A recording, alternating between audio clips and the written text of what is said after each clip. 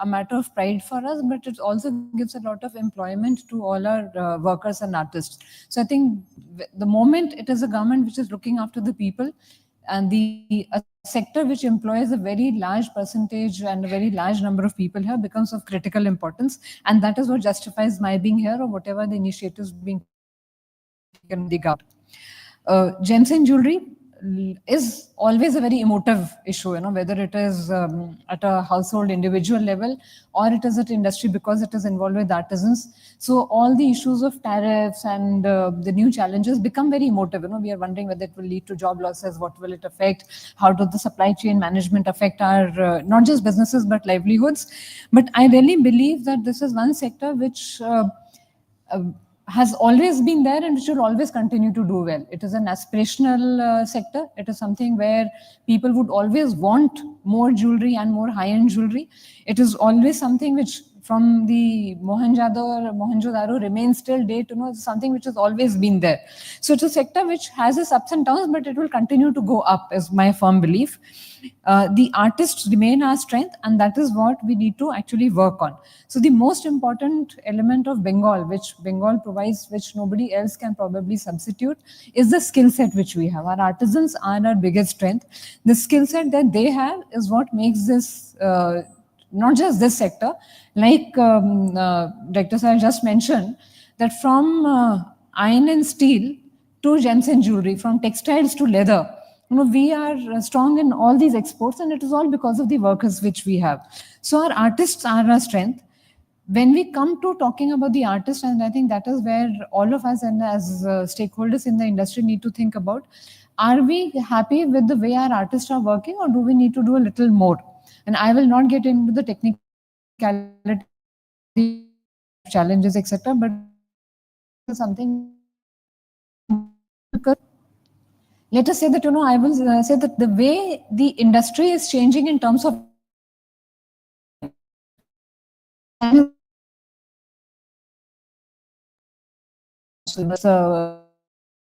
I'm so all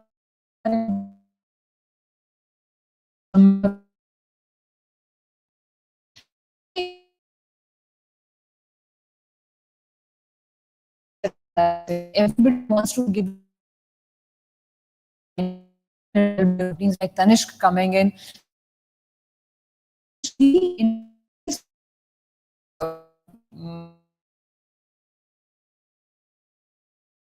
Probably needs to have.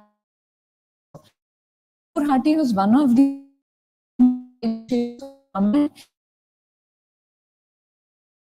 artisans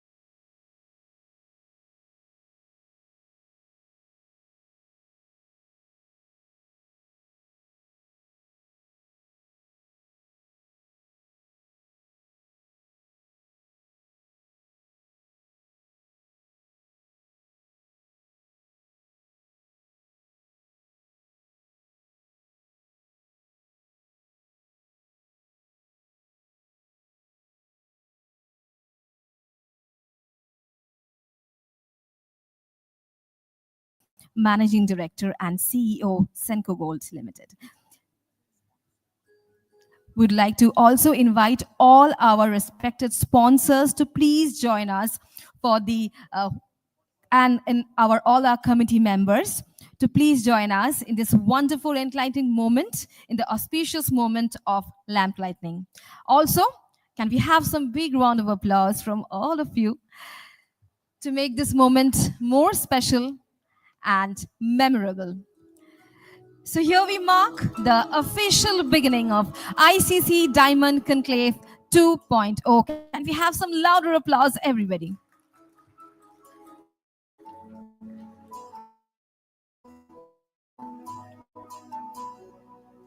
Indeed, a very beautiful moment as the lighting of the lamp marks the holy beginning of ICC Diamond Conclave 2.0. India shining for global stage,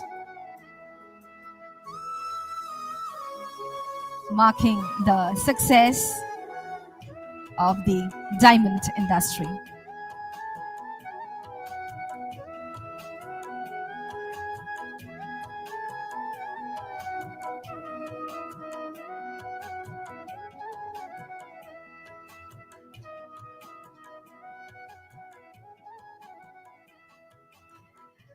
Applauses, please. Thank you. Thank you so much. I request our inaugural dignitaries to please be back on the dais. After a group photo, of course, to preserve this moment.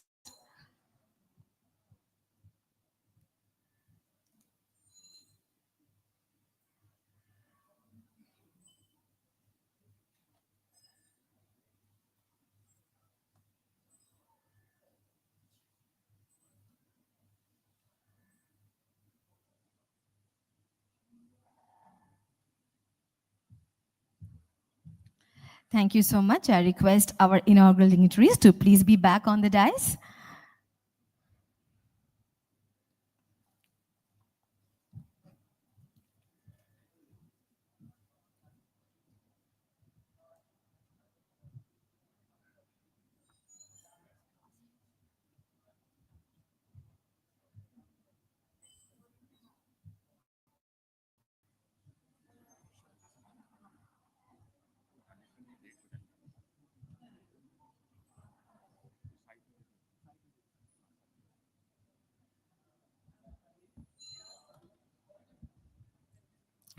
Ladies and gentlemen, we will be joined in a virtual session right now by Dr. V. Anantha Nageshwaran, Chief Economic Advisor to the Government of India, on the topic global economic trends and the domestic economic resilience and the efforts of the Government of India to encourage the stakeholders and protect their interests.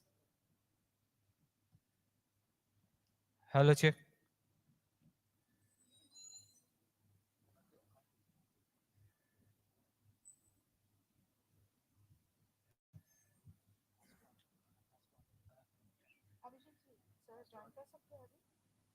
Request করেছি উনি করবে তো বলছে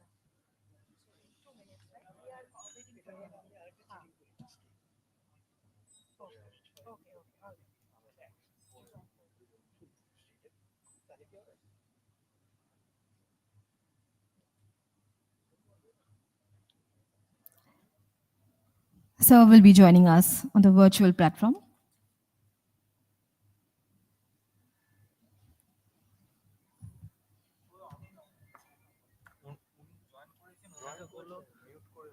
mute করে ওটাকে unmute করে ভিডিওটা video of করা ভিডিও অফ করা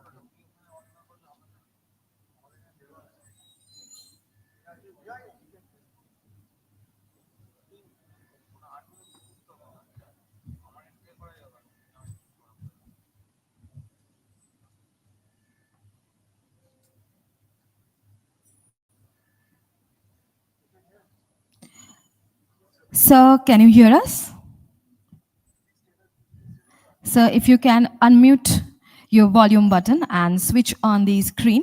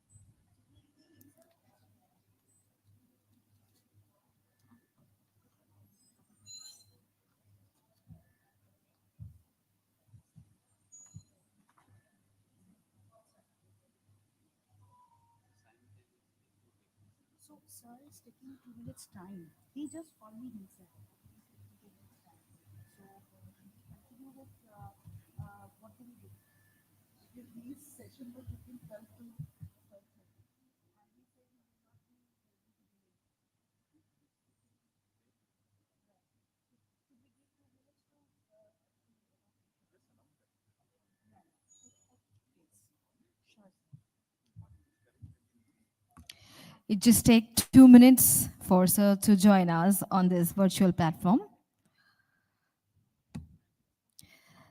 Dr. V. Anantha Nageshwaram, Chief Economic Advisor to the Government of India. Sir will be speaking on global economic trends and the domestic economic resilience and the efforts of the Government of India to encourage the stakeholders and protect their interest.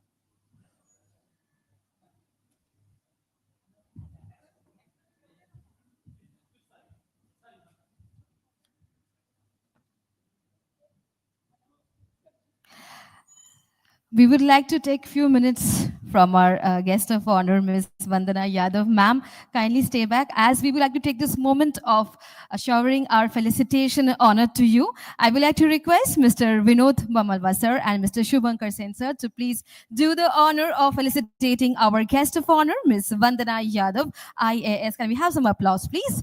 Principal Secretary, Department of Industry, Commerce and Enterprise, and Managing Director, WBIDC, Government of West Bengal. Loud applause, please. Thank you so much, ma'am, for your wonderful presence. We are truly honored and enlightened.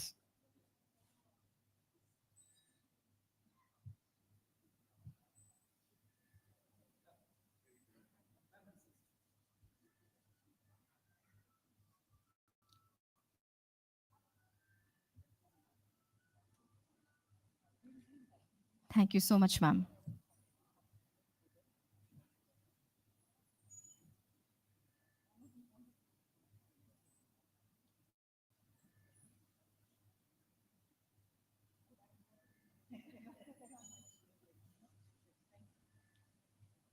And we have another big round of applause for Ms. Vandana Yadav, ma'am.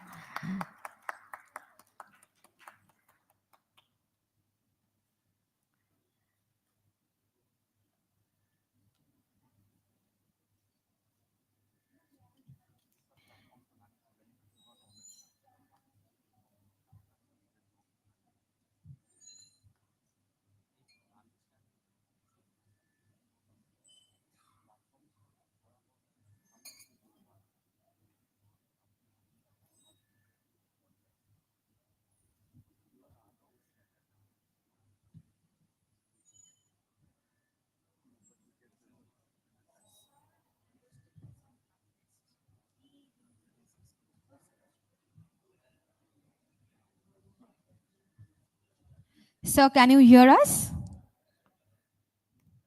Hello, sir. Yeah.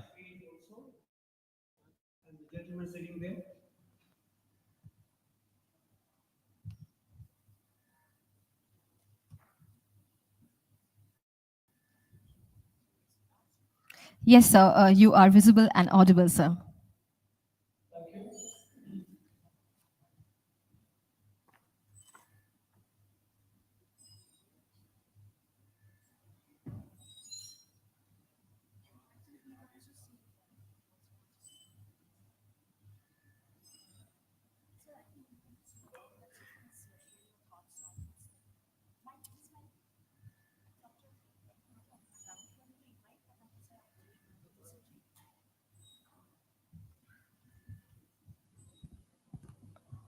It is my honor to invite Dr. V. Nageshwaran, uh, Anant Nageswaranji, to address us and put his thoughts across on what the government is thinking, and especially since the thought on everybody's mind currently is the economic situation due to the tariffs. And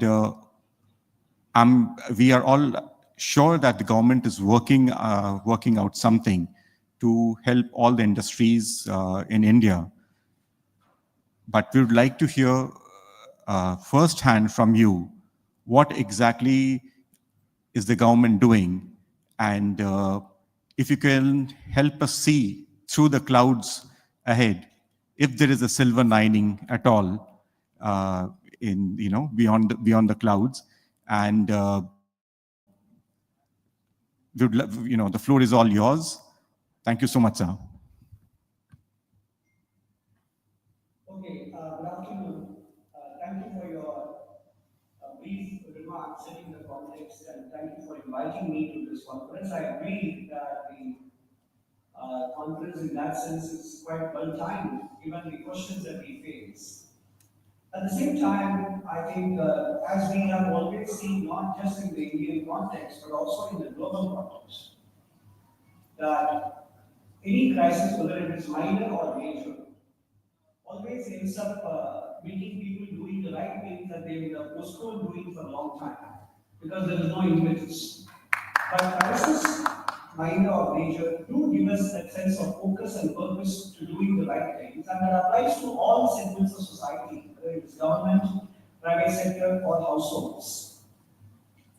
So what I would say is, first of all, you were asking me whether the government is working on something. As I am sure you are aware that a lot of conversations have been held by various exporting bodies and representative bodies, export promotion agencies in the private sector, the ministries. So conversations have been happening in the last 3-4 days, because until August 27 or 25th night, when the United States did confirm that they would impose the additional 25% tariff, there was some hope that that may not come to pass, but it has. So and it's barely 3 days since the tariff kicked in, and conversations are happening, and I'm sure the respective line ministries of the Ministry of Finance are working overtime to come up with a response which would provide some time and, more importantly, financial cushion, both time cushion and financial cushion for affected export sectors and units in particular, to be able to weather the present storm and also emerge from it stronger. So those things are in the works, and I can't, obviously, I'm not in a position to say anything more on that specific question of yours. That said, I think there are silver linings already. I think if you notice, the first quarter of the current financial year, the kind of GDP numbers that we saw yesterday that the Ministry of Statistics released, while certainly the lower GDP price index, which we all call deflator, GDP deflator, played an important role in boosting the final real GDP growth rate, what we call GDP at constant prices. That increased by 7.8% year on year compared to the first quarter of 24-25.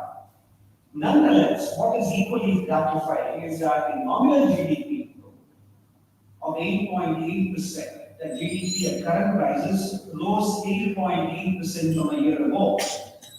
There were some fears that GDP at current prices would rise only by around 8 to 8.2% in the minds of some of the private sector economists.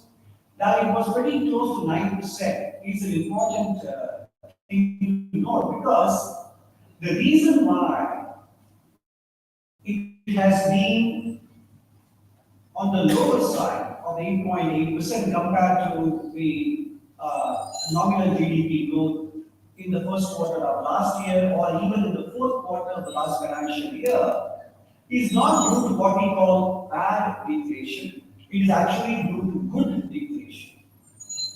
By that, what I mean is, a good deflation is one which lowers the input cost, and a bad deflation is one which actually has diminished the pricing power of enterprises.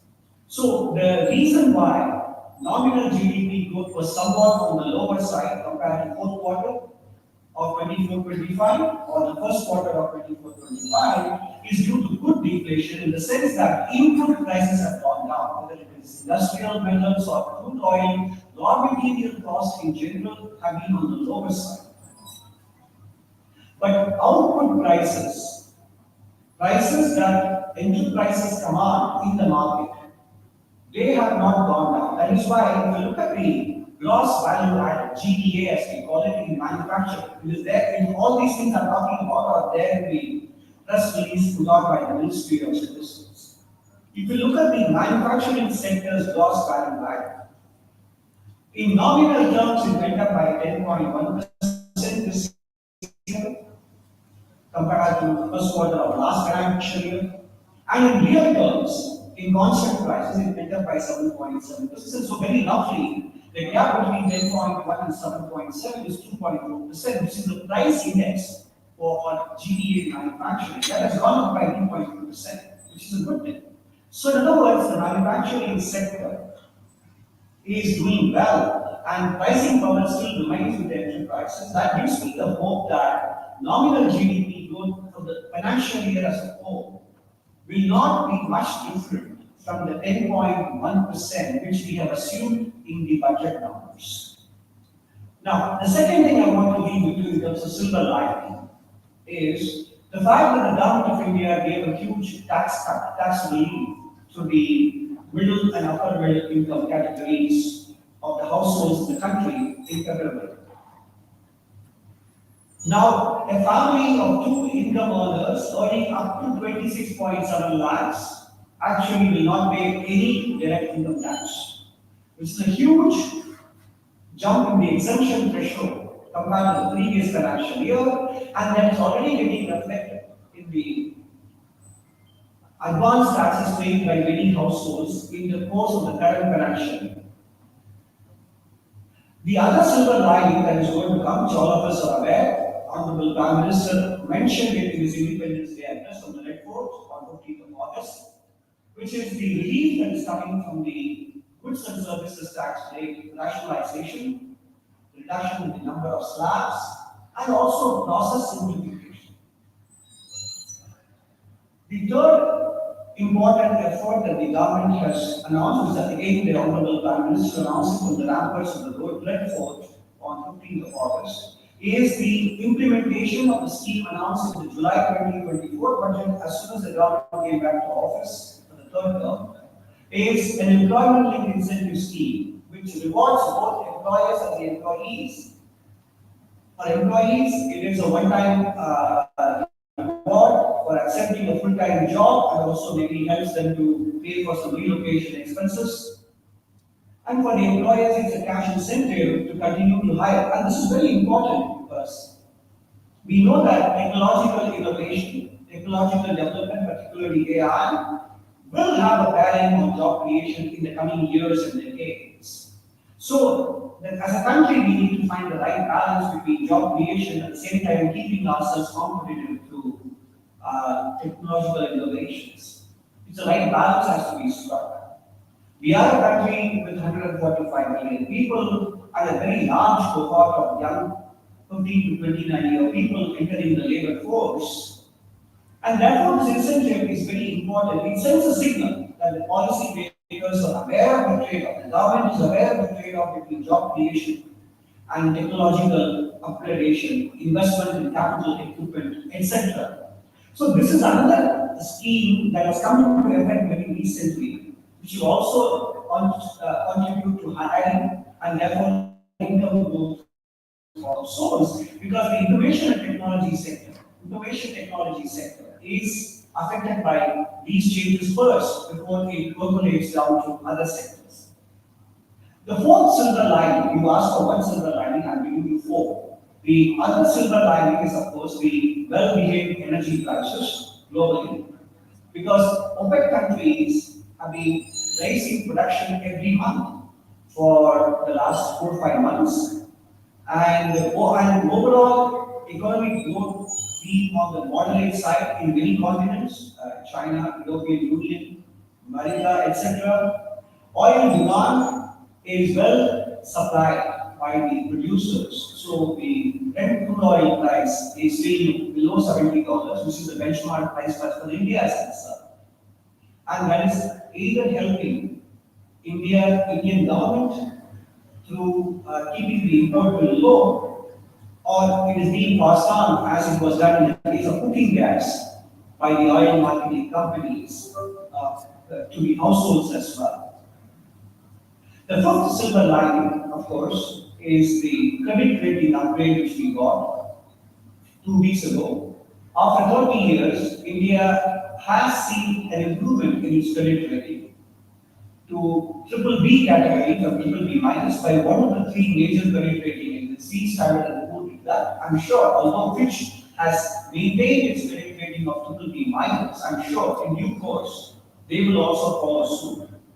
Actually, in the financial market, in the bond market, the investors have already given India a higher rate than even triple B. Maybe in the last few weeks, we have seen some uptick in the bond yield of the government of India's 10-year bond. But that will be short-term and temporary, because the government of India is committed to maintaining macroeconomic stability, fiscal prudence, and supporting economic growth. If you notice, in the last 11 years, when this government took office in 2014, the 10-year bond yield was near 9%. And the gap between India's 10-year bond yield and the bond yield of the United States government for 10 years, 10-year maturity, that gap between the two, which investors call risk premium, was more than 500 to around 500 to 600 basis points, 5 to 6 percentage points. Today, the gap is around 230 to 240 basis points. In fact, just a month ago or a month or two ago, it was as low as 280 points. In the last few weeks, it has gone up a little bit. But I do believe that the government is likely to reiterate its commitment to macro stability, fiscal prudence, and economic growth. This low interest rate will continue. And that is the biggest contribution the government of India has made to supporting enterprises, because cost of capital is very important to all of you, you know very well. Had the government of India post-COVID not brought down the fiscal deficit from 9.2% in 2021 to an estimated 4.4% this year, this reduction in the borrowing cost of government of India would not have occurred. If this had not occurred, then interest rates for private sector would have remained even higher. So it is often not well appreciated when the private sector asks the government for more support, more relief, etc. What the government has done already, especially with respect to cost of capital, bringing it down by about 3 percentage points or 300 basis points, as we call it, in the last 10 to 11 years, is the most significant contribution that any government could make to the private sector. So these are the various silver linings that are out there. Yes, there is a tariff uncertainty. Uncertainty feels that much more greater because we didn't anticipate it. We thought India would be one of the early harvesters in terms of a trade agreement with the United States, and in fact, I can assure you that all negotiations were conducted in good faith, and we were getting there. But due to sudden unexpected developments, which neither you nor I am privy to, this agreement has been delayed, it's not denied. And then on top of that, there is a penal tariff for the purchase of Russian crude oil, about which the Honorable External Affairs Minister, the Ministry of External Affairs, have spoken very clearly about the unreasonableness of this tariff when there are many other countries and regions both importing from Russia and exporting to Russia as well. even in larger quantities, because the trade with Russia is not just confined to oil. Other countries trade with gas and the chemicals, fertilizers, and other raw materials for nuclear energy, etc., etc. So there are other considerations here.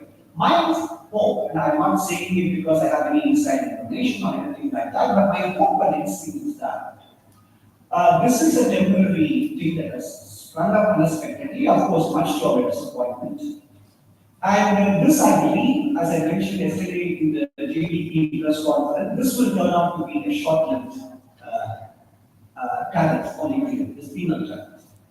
There will be an understanding of the importance of the larger dimensions of the India-US relationship, and I think that will eventually prevail.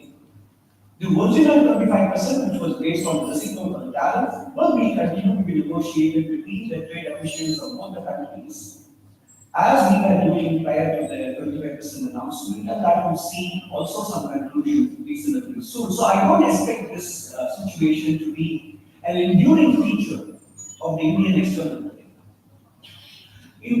I have allotted myself only for 18 minutes because I want to leave some time for maybe a few questions. So I'm going to take a few more minutes to talk about what the private sector can do. Because if you remember, I mentioned in the beginning of my remarks that a crisis, meaning or nature, is an opportunity for all of us to look back at what we have been doing, what we ought to have been changing, but which we have postponed, and therefore do that. It may not necessarily be applicable to your industry or your association, because yesterday or day before I did hear the chairperson of the Gems and Jewelry Export Council strike a very positive tone in an interview with ANI that that you are branching out to all parts of the country, different states.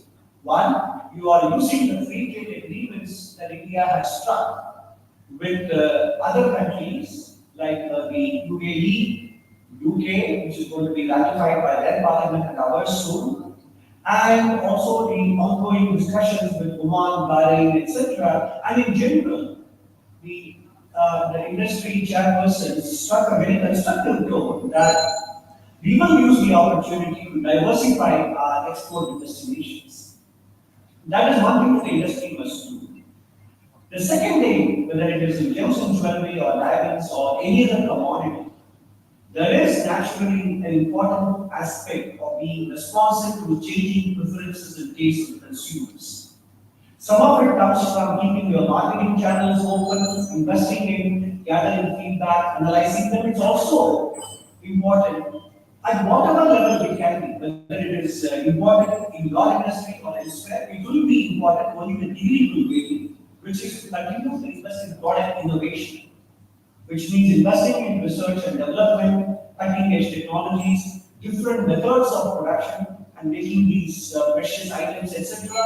So continuing to innovate in products, in delivery channels, in marketing channels will be equally important. And on the part of the government, I can say, apart from all the five things that I mentioned in terms of silver lining, as the Honorable Prime Minister mentioned in his Independence Day speech, there is a clear awareness. There is a clear awareness of what we need to do in terms of deregulation, improving the ease of doing business, improving the ease of being honest, more importantly. Apart from the direct and indirect tax reliefs, one of which is already done, other one is on its way. We are committed to continuing, in fact, doubling down on the ease of doing business, deregulation, etc., which we will deliver. Quite apart from that, as I mentioned, we are focused on job creation as the employment incentive scheme that was rolled out by the Prime Minister. And also, we are continuing to take into consideration the importance of diversifying India's trade. That is why plenty of free trade conversations and negotiations are going on with multiple countries. Some of them will see the light of the day before the calendar year is over. And we will also continue to engage with the US government as we are doing and striving to come to a resolution on this issue. But I hope this is an opportunity for all stakeholders in the economy and in the system to reflect on what is it that they can do at their level apart from expecting somebody else to do something else to make the situation better, each one of us has have an obligation to ourselves and to society, to our employees and to our customers, to use as an opportunity to see if we can improve the way we do business, to enhance our competitiveness, and also continue to strive for innovation and excellence, both in our operations and in our products. Thank you very much.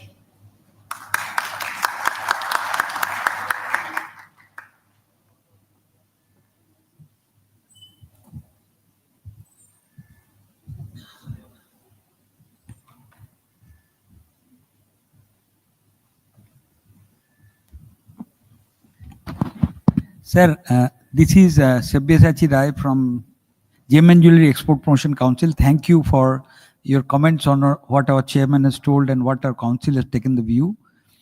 Sir, one of the things, of course, it is so, for a privilege to talk, have a question upon you.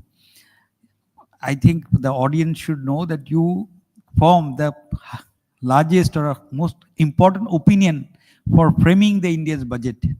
So from that standpoint, just now you have told that raw material prices are a bit cheap. For us, I will tell you what is the difference between the economic observation and our observation is that gold imports always was looked after by your department, what you had, is always a, whatever the expenditure without any reason. But we always told that physical gold import is important for building up the employee ecosystem or running the employee ecosystem what we own.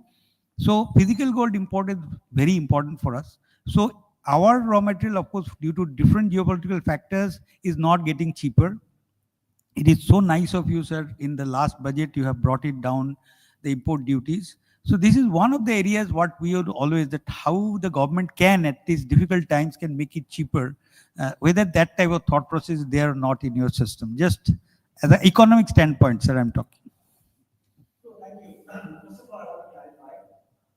I don't head any department except the macroeconomic research and economic division. I am part of the Department of Economic Affairs, which is headed by the Secretary of Economic Affairs. I am only an advisor, and I don't have any executive role. I want to clarify that. It's just a factual clarification. Second, the reduction that the Honorable Finance Minister announced in the budget, all credit was go to her and not to me. As you correctly pointed out, the price of gold is determined in the global markets. And if the government keeps the import duty high, it results in diversion of the gold imports to the black market. If it keeps too low, then it creates channels, problems, and complicates the management of external debts. India's import bill will rise. So, as with everything in life, it is a balancing act. Life is full of trade-offs. In fact, life is nothing but trade-offs, and you know that very well.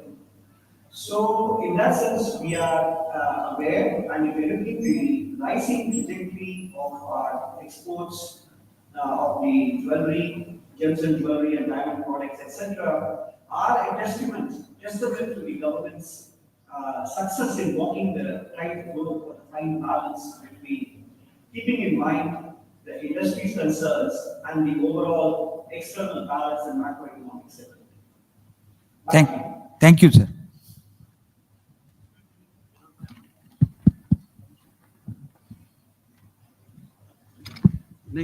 Hello.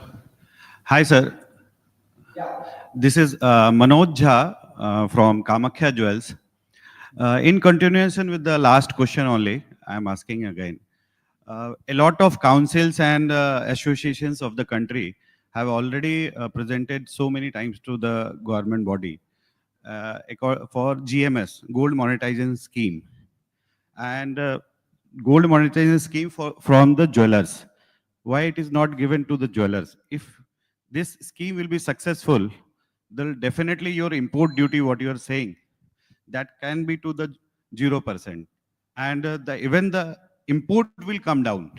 And even the study says that go to even up to 100, 200 tons only. Right now we are at 800 to 900 tons. So why government is not accepting and promoting this GMS through jewelers? if they are want to do with the bankers and any other bodies, then we are saying it's not successful. And what you are saying about the gray market, still that gray market is denting a lot to our industry because of that import duty. And now the prices have gone more than 1 crore for a kilo. The amount of gray market is very high.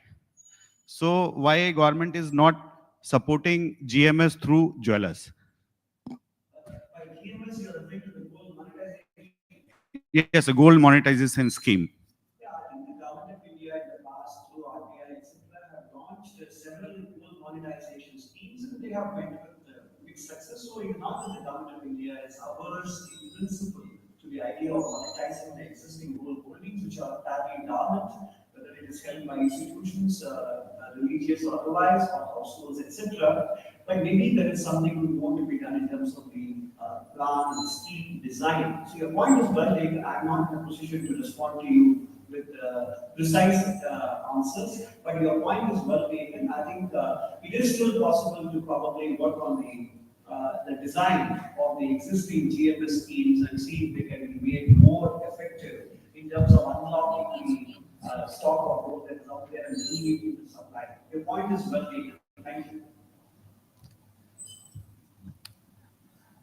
Hello, sir. This is Amit Pratyari. I work for this company called De Beers, and I am the managing director there. First of all, sir, thank you so much for your valuable inputs and really encouraging to see all the initiative government is taking. Out of curiosity, I'm a hardcore retail fan, and when I look at the domestic market, there is an amazing opportunity what India has.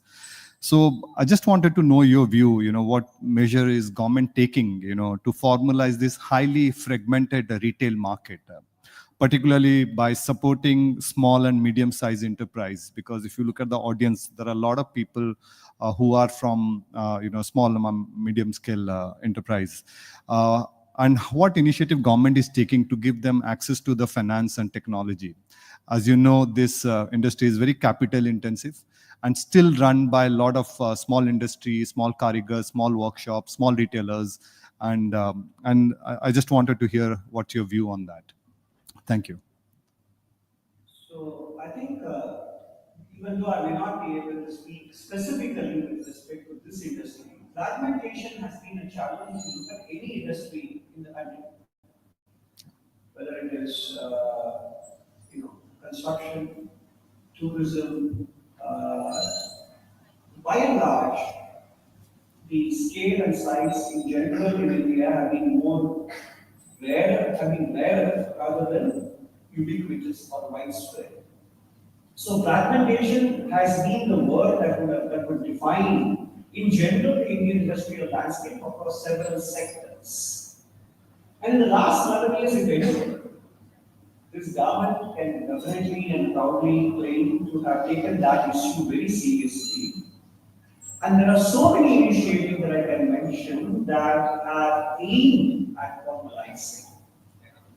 First of all, the creation of the ODM portal and making it a one-stop shop that unlocks many things, including access to finance for small and medium enterprises, and the number of small and medium enterprises that have enrolled themselves in the ODM portal is itself a testimony to the importance and how it favors formalization. Secondly is the rollout of the goods and services tax in 2017 and the continuous tweaks and improvements being made, because that is what unlocks input tax credit and genuinely becomes a value-added tax. And in order to claim the input tax credit, many enterprises formalize themselves. So that is another big help in formalizing and reducing fragmentation. The third thing that the government of India has done is, of course, to launch multiple credit schemes, starting from the Mudra loans to Swamiti loans to, and also announcing the emergency credit line guarantee scheme during the COVID time by extending more credit to those who are in good credit standing. That is an important element of supporting viable enterprises and also giving them an incentive to maintain their financial records, to to maintain their finances in good shape, getting them audited, etc. So that is also an indirect boost to formalization. The fourth thing that the government of India did is to announce in the budget last year that payments due to small and medium enterprises, micro, small and medium enterprises rather, will not be allowed as a tax deductible expenditure unless the actual payment is made.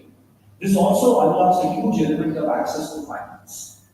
The fifth thing I will mention is in the last 7 years, twice, the thresholds for small, medium enterprises have been, micro, small, and medium enterprises have been revised upwards, removing the fear of growth. Because if you grow, most enterprises fear that if we grow too big, we will not be eligible for government procurement because we will now become a small enterprise from a micro, or a medium from small, or a medium will become large, etc. So the fear of growth has been removed by raising the threshold twice in 2020 and again this year.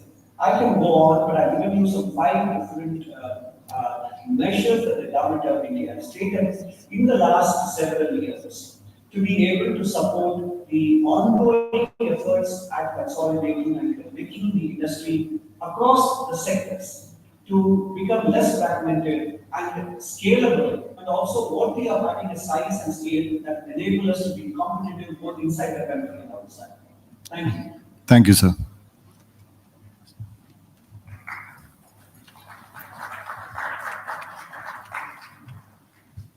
Sir, I'm Vinod Bamalwa. I'm the chairman at the ICC National Expert Committee on Gems and Jewelry. I have a feeling which I would like to express, is that sometimes we get a feeling that the jewelry industry gets a step-brotherly treatment. And by that, I mean, when it comes to access to banking, finance, and loans, we are not really taken in the right spirit.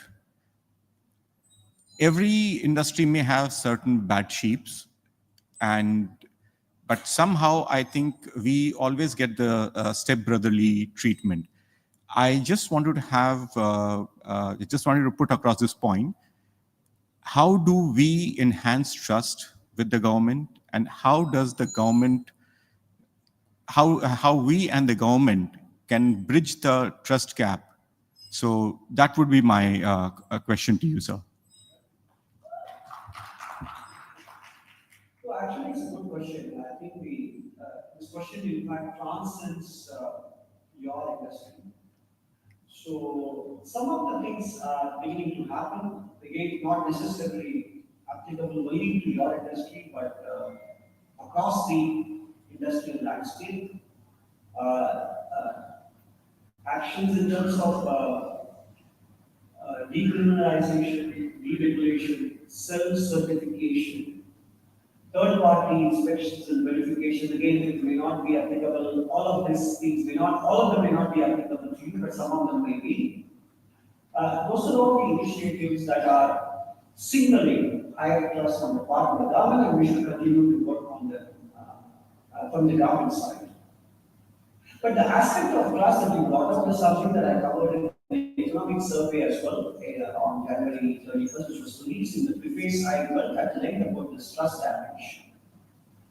As a society, not just the government-industry relationship, as a society, which has evolved over thousands of years based on kinships, communities, smaller groups and networks, they in general exhibit, and it is not unique to India. These societies, which includes India but not just confined to India, these societies normally exhibit a higher degree of trust. Within these kinships, networks, small communities and groups, etc., but they exhibit low trust outside these smaller networks and groups and belongings and communities, etc. This is well documented across the world. And this is the history with which we have come. The developed world, for various historical and sociological reasons, was able to transcend this, and therefore the social networks evolved to embrace strangers beyond your immediate kinship. networks and communities, and therefore scaling economically also became possible because scaling was achieved at the social level. There are some advantages to the kind of social evolution we have had in terms of very highly integrated, cohesive, small networks, groups where crores of rupees can be exchanged on sheer word of mouth. But that kind of trust doesn't really translate to people outside the group. It's also showing up in the way we interact with customers, with suppliers, with employees, and sanctity of contracts with third parties, whether it is government or other counterparties. This is an evolutionary process, it will take some time. But it's important for you to continue to highlight the issue that times when rules and regulations and matters applicable to, because it is triggered by a few, end up getting enforced on the entire industry. These kinds of issues, I would encourage you to continue to highlight it to the Ministry of Commerce, DPIIT, and also with respect to the financial sector, with the Department of Financial Services and the Central Bank of India.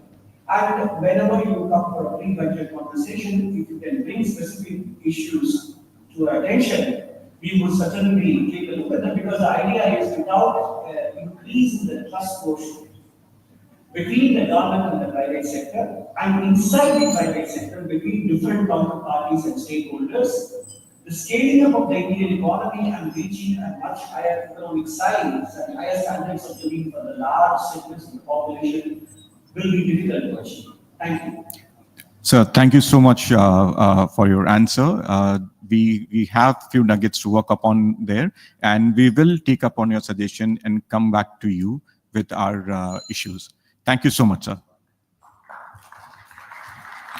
Thank you, sir. There's one last question for you, sir. And really, we are really grateful for your advice and your guidance for the industry, and giving an idea on the overall economic scenario, and giving us a hope and optimism that we should continue to put our best endeavors. Sir, the question one is on the fact that we want to grow the domestic retail consumption of jewelry, and we are aware that the EMIs that are given for various electronic items and other products are not so much given for the gold jewelry, gem and jewelry per se, with the fear that there could be security issues or the fiscal deficit in terms of imports will increase. But we can see that the prices of gold has gone up. The way you are helping the consumption by reducing GST or even the income tax, with the mindset that upper middle class consumers can increase consumption.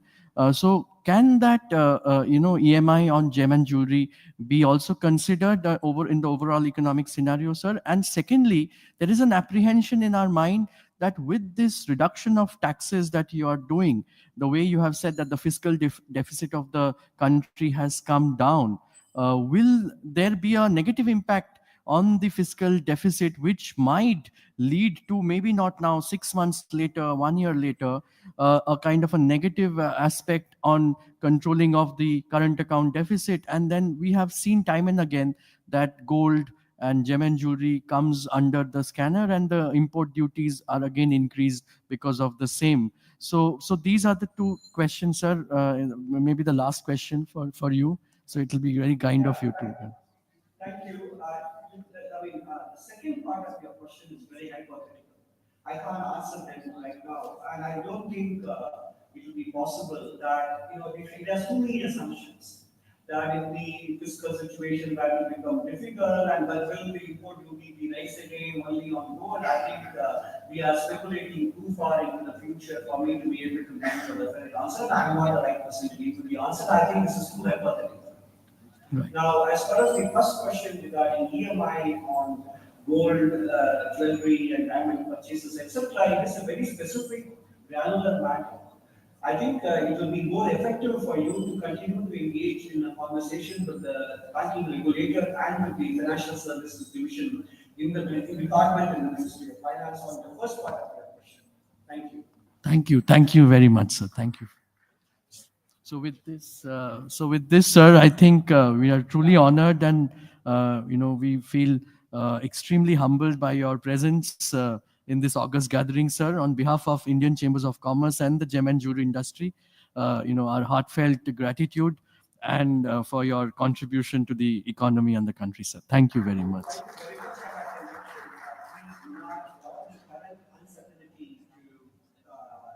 To dissuade you and discourage you from doing all that needs to be done. If anything, I hope it is a spur for you to continue to excel and invest in innovation and market outreach, etc. I wish you all the very best. I'm sure the current dark clouds or storm clouds will pass reasonably soon. Thank you very much.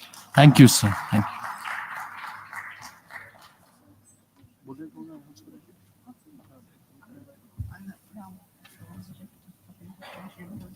So, now we had the session with Mr. Amit Pratihari from De Beers, but since we have another guest who has joined online, from outside India, I will request Mr. Amit Pratihari to, first to finish off with that session, sir, and then it will be very kind of you. Thank you, sir. Thank you.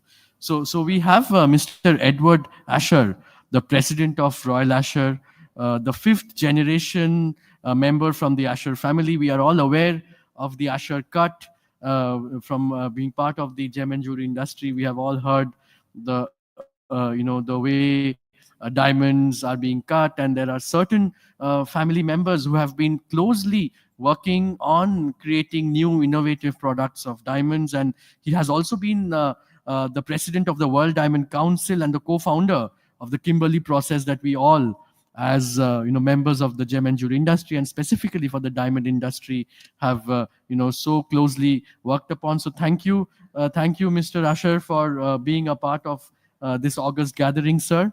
And we are truly honored to have you along amongst us. Sir, can you hear us? Yeah, very well. Can you hear me? Yes, we can hear you, sir. We can hear you.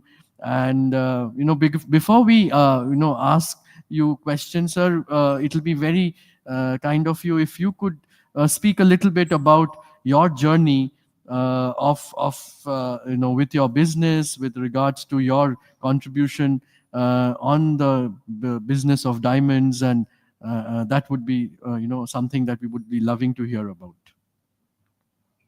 Thank you very much for your kind introduction.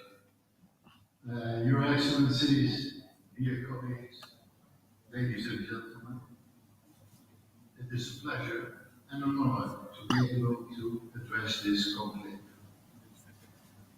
And a pleasure to see some of my old friends in the room, like Devan Shah, Venus, Mr. Satya Sashi Ray of the Gem and Jewelry Promotion Council, and many others. As you know, I have a long career in the diamond industry, but there are always surprises, and this time our life is full of surprises, and they are not always nice. So let's look at this decade for now.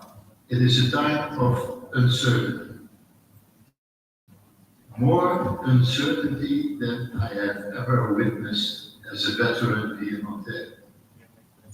It all started with the drop in demand in China and the surge of synthetic diamonds at the same time. Retailers in the United States were tempted by the low prices of laboratory-grown diamonds. When they sold them for some time, they discovered their margins were good, but the total dollar amounts they made were very disappointing. And when I was in Hong Kong last year, dealers complained that their sales to mainland China were more than 30 to 40% down. The market for diamond jewelry was very quiet. Furthermore, synthetic diamonds were available in abundance. So much is the production that the prices went up. And they sell today for about only 1% of natural diamonds. This confusion about lab-grown diamonds has influenced the consumer confidence, much more than with synthetic colored stones, which we know already for a very long time. And to add insult to injury, we saw in May 2024 the hostile bid on Anglo-American, the mother company of De Beers. That led to a reaction of Anglo, streamlining their portfolio and putting De Beers in the window to sell off or do an IPO. And that gave even more uncertainty in the market. So we have China, lab-grown diamonds, and De Beers. In short, we can conclude that the diamond and jewelry industry is going through a perfect storm. But we miss one more element: tariffs. Now that there are 50% tariffs on exports of diamonds and jewelry from India to the USA, the storm has turned into a hurricane. We now read about mines reducing their production or closing, and the prices of low-quality diamonds going down because lab-grown diamonds in the smalls look better. The price erosion comes because cheap PK goods are substituted by better-looking lab-grown diamonds. Well, I have a nice lab-grown than a black PK at the same price. All this you know probably better than I do. It was Winston Churchill who said, if you go through hell, keep going. It was Furiel Zerouki who remarked last year at the Diamond Conference, the essence of a business cycle is that it is a cycle. After some time, it goes up. But actually, we should not wait for the market to go up. We can do many things ourselves. Therefore, I would like to look with you at some developments and events we can take pride from and optimism. We contribute to the recovery, not individually maybe, but collectively. First, let's have a look at the Luanda Accord signed in June this year in Angola. Diamond producers agreed to ensure a future for the natural diamond industry through renewed and sustained investment in global generic marketing led by the Natural Diamond Council. Just like De Beers, they will allocate 1% of their sales to generic marketing for natural diamonds. They realize natural diamonds are more than just precious stones. They are a lifeline for millions of people and a cornerstone of economic opportunity in many of our countries. And that, of course, is also true for India. But of course, promotion is not enough. We need to enhance and strengthen the consumer confidence.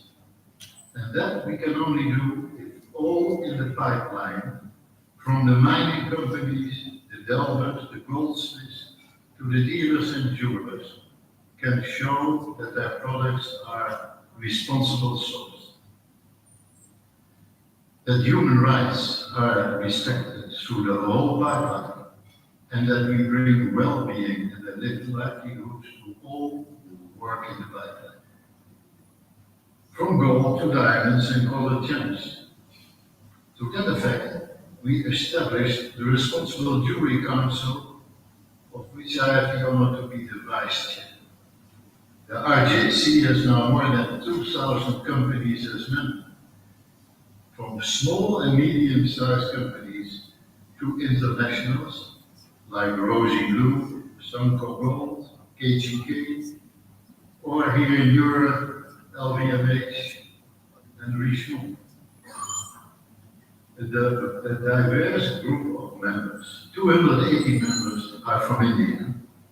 And we have a special representative here in India, Mr. Kinjal Shah, who is available for questions about the membership. You can always reach him via the RJC or me. So let me get back to the Natural Diamond Council, the NDC. Lately, there has been a lot of attention to differentiate between lab-grown diamonds and natural diamonds. And they have done a good job in explaining the importance of natural diamonds to so many participants and countries. But as I said before, it is all about consumer confidence. The information we can give to the public, not only about the nature of diamonds, but also about the people who work in the industry. Diamonds, gold, gold stones, jewelry manufacturing. It is all about how we behave and how we set standards. Standards are set by the IJC, but above all, standards we set ourselves. As I've always said, when I retire, I want to leave a company, a business, and an industry to our children and grandchildren, of which they can be proud. Thank you very much. Thank you, sir. I think you have mentioned very important points in terms of building trust for the industry, which I think we all, in our own ways, are putting our best efforts so that the consumer confidence, the consumer love for the product goes on, sir. Sir, as a member of a family that have been in the business of jewelry for 7 generations, we at this forum, we all are jewelers, family jewelers over generations. What would be the values and principles, sir, that you have learned from your previous generation, and what are the values and principles you think that you would like to pass on to your next generation, so that this beautiful business of yours and the gem and jewelry industry can, as you said, on the trust part, can continue to flourish? It's a question that I can answer short and in an hour, but I'll make it short. I think if you look at our experience in business, the main thing is that you have to be creative. The problem in the diamond industry, but also in jewelry manufacturing and in colored stones, is that there are many people doing the same thing. And I think there is only a place in the market for you if you are creative, if you add value to the product. And that added value to the product can be in a better design, a better organization, a better IT, a better supply, a better service to your customer. You can pick your own niche. The big companies are doing supply for everybody, but the majority of our industry is SME, small, medium-sized enterprise. And they have to give a service or specialize in something that will add value and that make your customer go to your company instead of to another company. So that is number one. And number two is be objective. Be objective when you look at your own company. Others have pleasure in criticizing a company, but it is the management itself, it is the family, it is the people inside who have a right to criticize, but also an obligation to see where we can improve our operation, what can we do better, how can we discover new customers, new markets, new technology. So that's number one is add value to the product, and number two is be very critical about your own operation and your own management. Right, sir. So anything else would you like to add to your these points on creativity and being objective and always in the need for improvement, right? So that's the... Yeah, no, I have one remark about the storm I felt hurricane I was talking about. We have to realize that part of this is not in our hands. Part of this is political, a big part. And I'm quite convinced that those extremely high tariffs will not last, and that in the near future, part of it will disappear. But we try on both sides to influence our own politicians. We have lobbyists working on all sides of the government and industry, but it takes some patience because it's more, what's happening now is more a question of political personalities than economic necessities. So I'm a bit optimistic about how long this upsetting of the market with these high tariffs will last. Right. Yes, sir. So, Mr. Devan Shah, he's there as a part of our esteemed gathering, would like to ask you a question. So, Devansh, please, if you can. Good morning, sir. It's always an honor to get an interaction with you. You have seen the industry for a good span, and probably the building up of this industry has happened under your tremendous guidance. And many thanks, of course, for your kind and wise guidance for how we should operate through the current periods. If you could also help us understand whether any such periods of uncertainty or difficulties that you have seen in the past, and which would be similar to how nervous many companies feel today, and how those periods were combated with which methods that helped the industry sail through confidently? It's a very good question. There is never an easy solution to this. The I would say perseverance is the number one, and do not speculate. You see, I've seen many ups and downs in the industry. And the ups, usually you see that newcomers are speculating, and in the downs you see them disappear. But all companies like your company Venus, for which I know the family shareholder for a very long time, a highly respected family. We've seen it before, and the solution to that is perseverance and being very careful. First of all, financially, and then commercially. For many people who are suffering because of the tariffs, because of the situation the market is, it is very difficult, and it takes time. And that's why I talk also about politicians, because if this is partly political, politicians do not only cause it, they can also solve it. If I look at my own company, I've seen all those ups and downs as well. It has two sides. One is being very conservative and very careful, and the other one is, of course, think of where the market is. I can give you one example. Everybody is complaining about the diamond business at the moment. We see some improvement in the larger stones, who cares, but the majority is still complaining. But I know from personal experience in my company that there are also markets where business is booming. So it is never 100% doom and gloom. There is always, I won't say light at the end of the tunnel, that's easy, but there are always niches in the market which are doing better. And that you feel you can make a living and make a successful business. So I have confidence that this tariff thing will last for very long.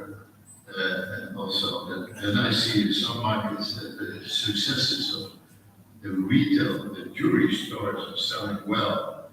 And in one of my stores, people are queuing to buy diamond engagement rings. And if I tell that to my colleagues, they don't believe it. Or they ask, and where is that? So they can do this.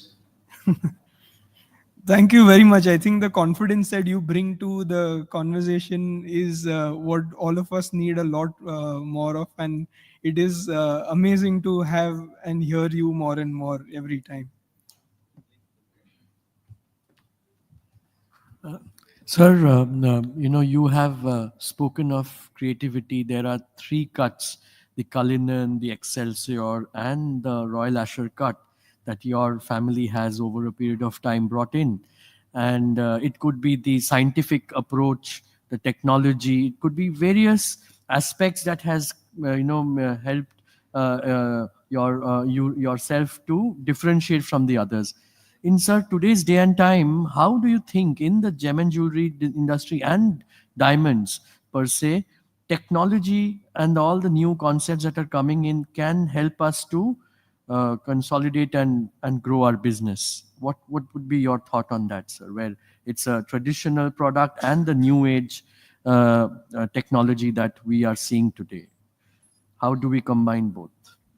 Well, I can tell you, when I left my company 5 years ago, after 50 years in the business, and in those days, nobody was talking about AI, artificial intelligence.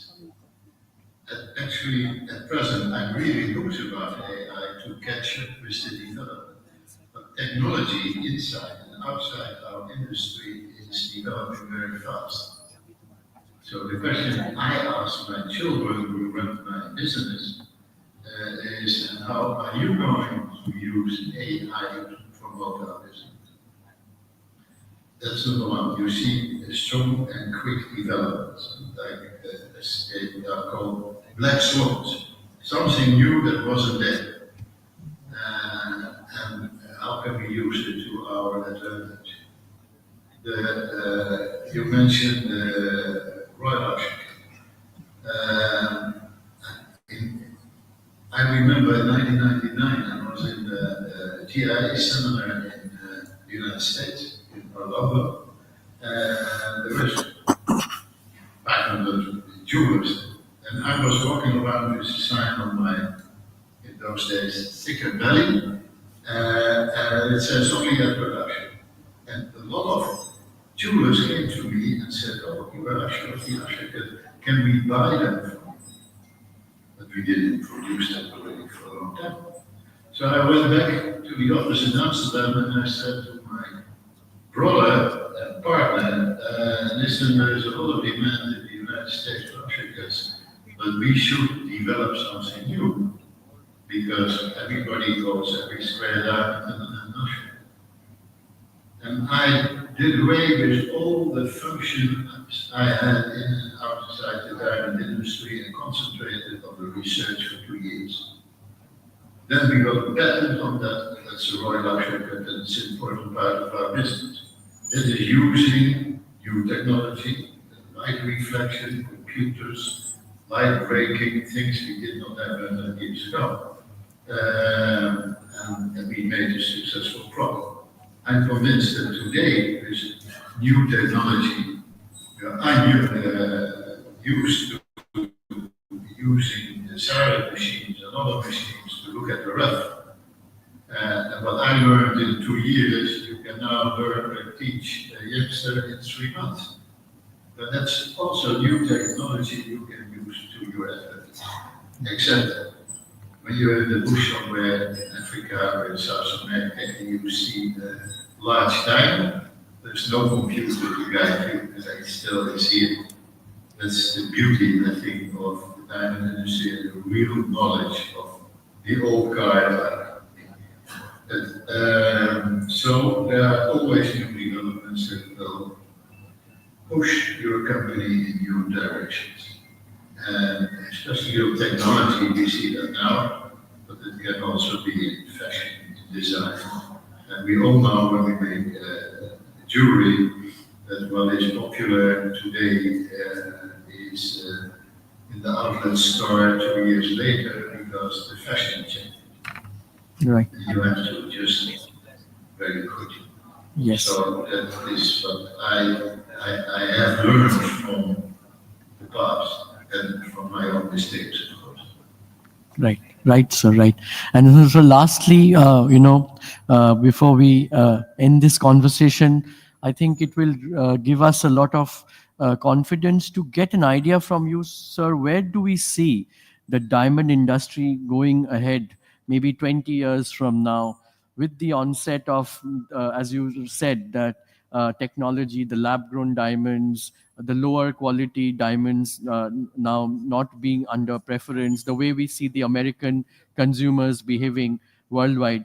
What would be, in your opinion, 20 years from now, we need to see the industry and the state of diamonds in the world? Well, first of all, I hope to live that long to witness what I am going to predict will come out at that time. 20 years from now, I think there is a place for synthetic diamonds, but they are so cheap now that, and they will remain cheap or even cheaper than the discussion jewelry. And that means that there is a great future for natural diamonds because they are rare, because everybody understands the importance of it. And I think what we are doing now in our marketing efforts is great. Also on the side of showing that our production, whether it's diamonds, colors, gold, is sourced in a responsible way. That's why I talk about responsible jewelry comes. And I think what you see today is when some mines are closing or reducing production. If you look at the overall picture, there are no new mines being discovered since 15, 20 years. The future of natural diamonds is that they remain scarce, and especially the larger stones that are scarce today will have a very starch basis. And people, the consumer, will, if you buy a $30 diamond pendant at Walmart, you have different expectations than if you buy a 3-carat diamond and engagement ring in a leading jeweler in New Delhi or Calcutta or Tokyo. But, so, for the diamond engagement ring market, for the higher end jewelry market, there is a great future for natural diamonds. For the lower end, like I said, what do you prefer in your pendant? A black piquet or a lab-grown diamond? That's different. So you see that there is a small part of the market, big in number, small in finance, of very low quality diamonds that are more difficult to sell because of the lab-grown. But as soon as you get into medium size, let's say 30.7, 52 grams, and larger, and you go to the higher quality diamond engagement in the jewelry market, there is a great future for it. Great. Thank you. Thank you very much, sir. On behalf of Indian Chambers of Commerce and the gem and jewelry industry of India, and from the city of Calcutta, where we are hosting this event, a lot of love for you, sir, and wishing you all the best. And thank you for being an integral part of the industry and keep guiding us and keep advising us on the way forward and paving the path for building more trust for the industry. Thank you very much, sir. Thank you.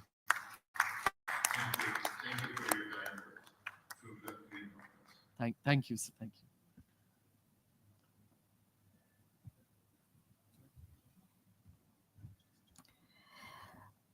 Thank you so much. Now we would like to proceed with the presentation by our principal partner. I would like to invite Mr. Amit Pratihari, sir, Managing Director, De Beers, India. Can we have some big round of applause for sir, please? Sir, for your kind address. Thank you so much. I think, Suvangada, before I start, I must acknowledge you have put me in a most difficult situation because I'm in between of the lunch and my presentation. So I have to really do a good job to make sure that I finish quick and yet be effective and we can have a good time together. Before I start, I must thank you, Vinodji, Suvangada, for having me here. Kolkata is like a second home for me, and I could feel the warmth since last evening, in fact. Sorry.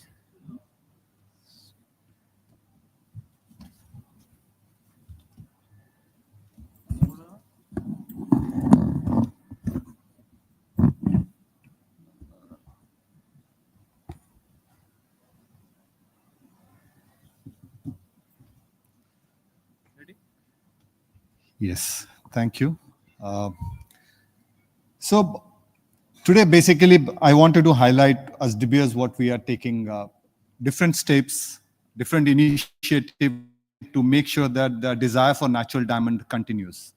But before getting into presentation, I just wanted to share a very interesting conversation I had a couple of weeks back with two young couple. This young couple were about to get married, and they were in the process of discovery.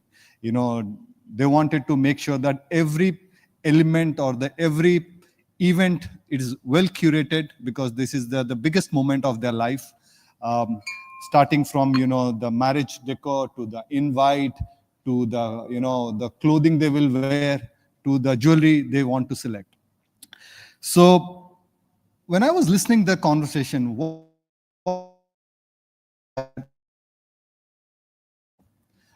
they were looking for something more than that. They were looking for something which hold their stories, keep their memories for long, and they can, you know, relate to it even the marriage, after many years of their marriage. And that's where actually natural diamonds fits in very well. Because when you buy a natural diamond jewelry or any product related to natural diamond, it is actually a piece of art. It's a piece from a legacy. Sabyasachi sir, आपको यहाँ पे आना पड़ेगा. थोड़ा pressure आएगा उधर से.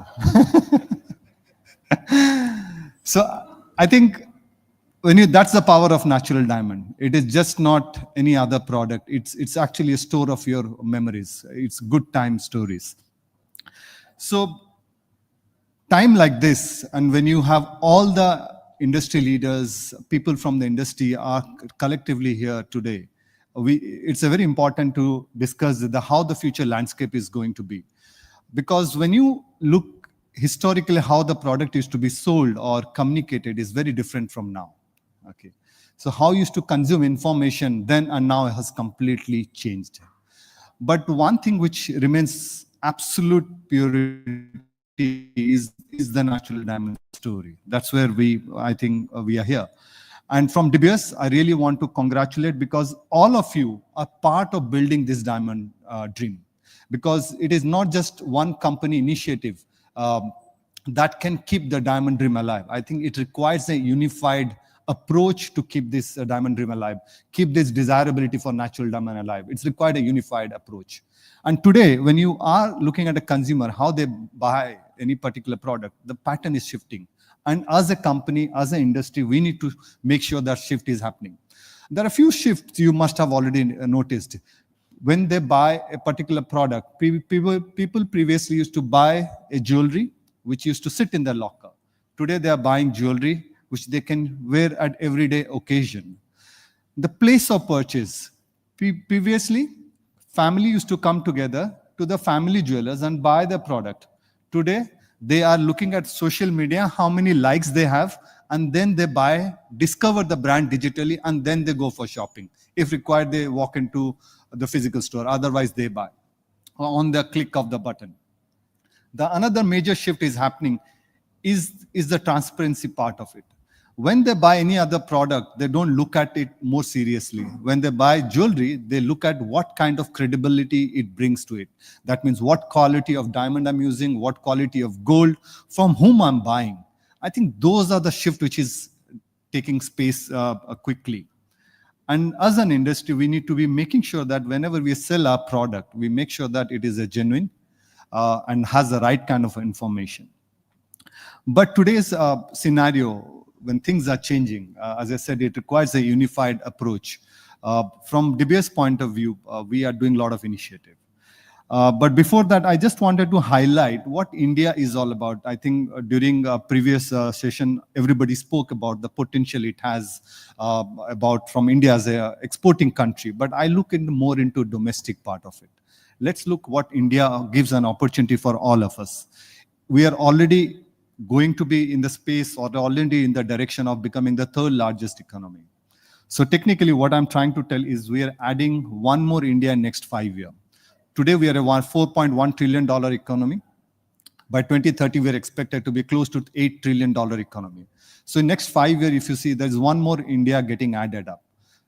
If what does that relate to one individual? Technically, if my income gets doubled in next 5 years, what does that implies? It implies that I will try to spend money in things I've been desiring.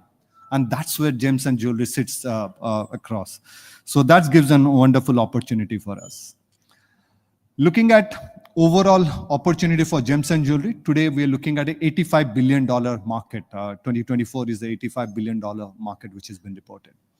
And it is expected to go to $120 billion by 2030. And recent Deloitte report says by 2035, it will be $225 billion to $250 billion jewelry market. And diamond jewelry sits almost 10 to 11% market share of that.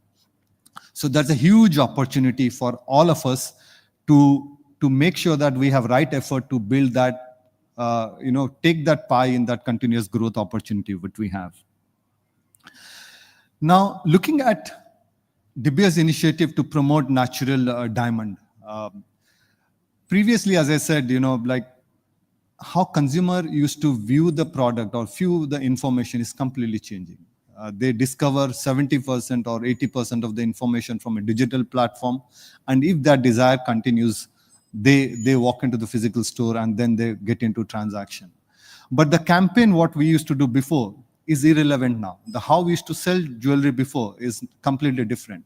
That's why it is critical to understand, how the new age customer is staying connected to our category.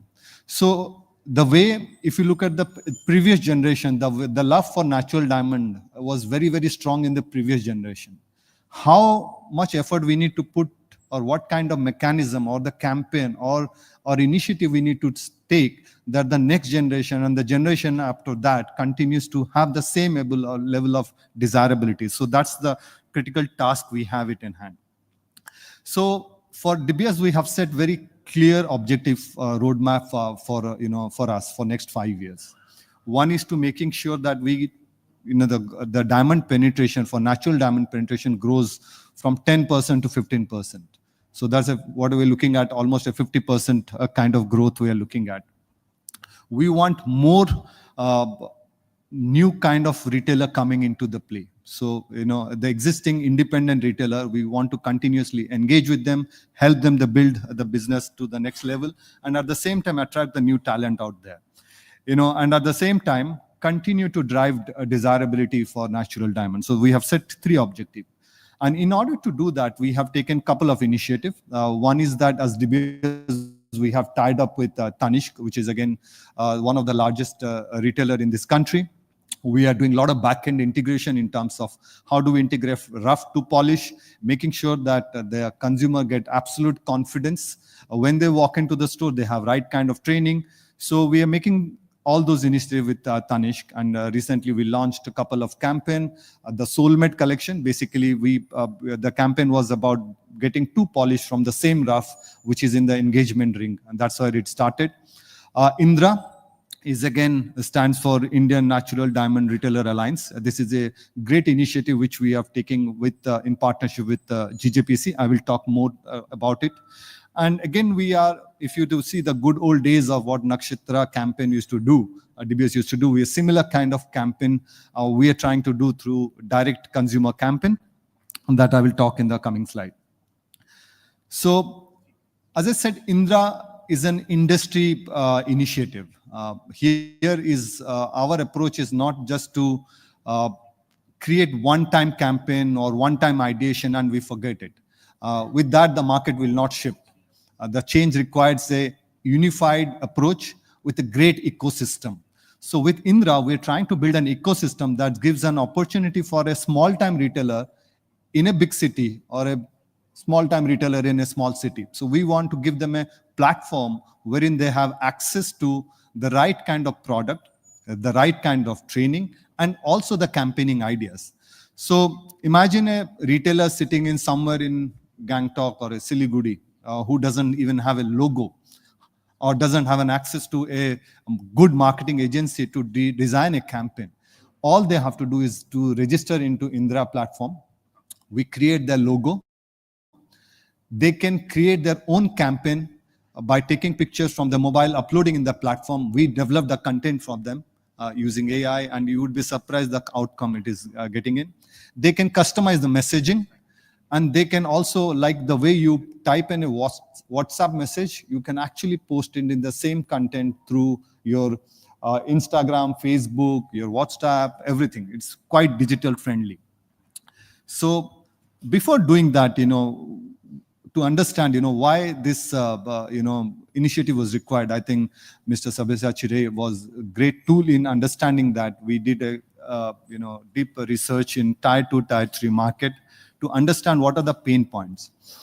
So the first pain point which came was that every jeweler thought that it is a big effort to sell diamond jewelry, because it is unlike gold, which is very, very clear. It's a commodity base. That is the regulatory price regulatory. You can tell today's gold price.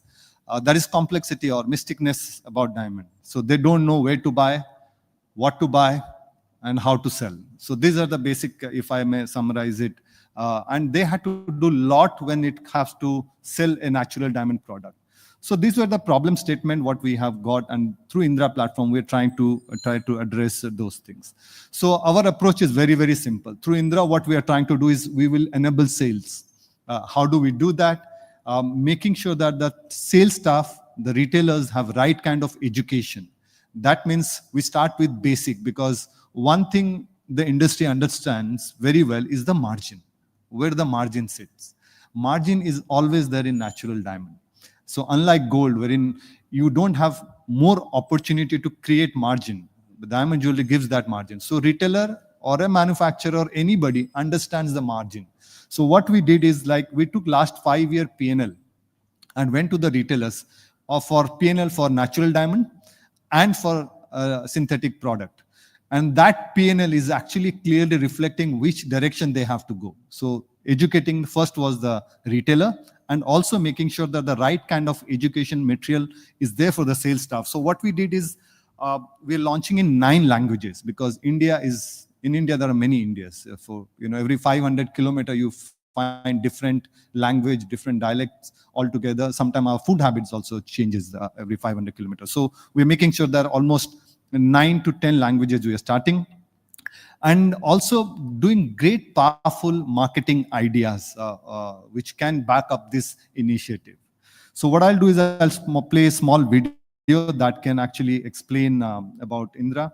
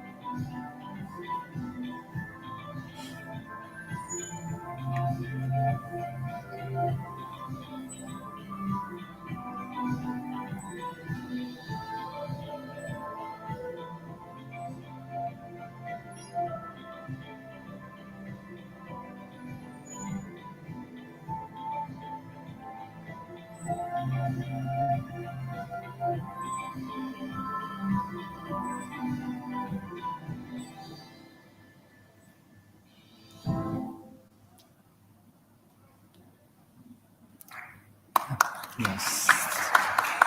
So I think the video is quite a long one. Maybe some elements you catch it, some element you don't understand. But I would urge that everybody logs into Indra platform. It's an amazing platform. What technology can do is actually to our industry. I think Indra could be one example which will be remembered for rest of the years to come here. When we were designing, okay, if you create an ecosystem, a platform wherein the manufacturer is there, retailer is there, but most important element of the whole ecosystem is the end customer. And as we know that to build desirability in India, which is a very culturally goal-driven market, how can we use this powerful campaign to build or celebrate the special moment through natural diamond? I think that's where the challenge was all about. And when we were discovering that what is that we need to do differently, that people stay connected to us. We don't want to do a one-time campaign, one-time hit, and then after that, there is no continuity of that. So our objective was one, very simple and clear, to build an ecosystem, to build a powerful campaign that can continue to drive the desirability for natural diamond. And that's where we thought of building Rituals by De Beers. See, if you look at culturally, China or US, they have the same template. China has actually copied the Western template. They wear suits and they have the Western outfits. But if you look at India, you looking beautiful with the saris. We need the different types of, the outfit we wear. So that outfit actually represent the kind of accessories or jewelry we wear. So even in the working environment, we want to carry something which we can be comfortable with. And how do we make sure that those desirability, those rituals can be relevant to our new generation also? So with the first campaign, we did the second piercing campaign. In fact, the first piercing happens to a girl, just a baby. I have a daughter. I delayed the piercing of my daughter as long as I could, and that could last only for 6 months, 7th month. They said, my parents said, you have to do it now. It happens, and I've been at 6 months. She doesn't know what's happening with her. There's a piercing happening. But the second piercing is her own decision. It's her decision of taking the first step towards its freedom. And what we thought, okay, can we take a dad's view to that independence? How a dad can celebrate that first, self-decision what she's taking for her own life. So that's where we thought of second piercing as a very powerful campaign. And we had a very amazing response on that. We have close to 278 millions total reach we had. Average search of natural diamond awareness has gone up by 20%. There was a consideration growth by 5% and very good statistic. And at the same time, there was a decline of LGD product by 21%. So very, very strong campaign we had. But in India, if you look at, and most of the jewelers or the stores you would see in India, when the customer walks in, the first thing they ask, "Acha, ye to theek hai, aur kya hai?" So we are the country of many more. And we understand that, okay, even though we do campaign, it need to have little bit longer shelf life.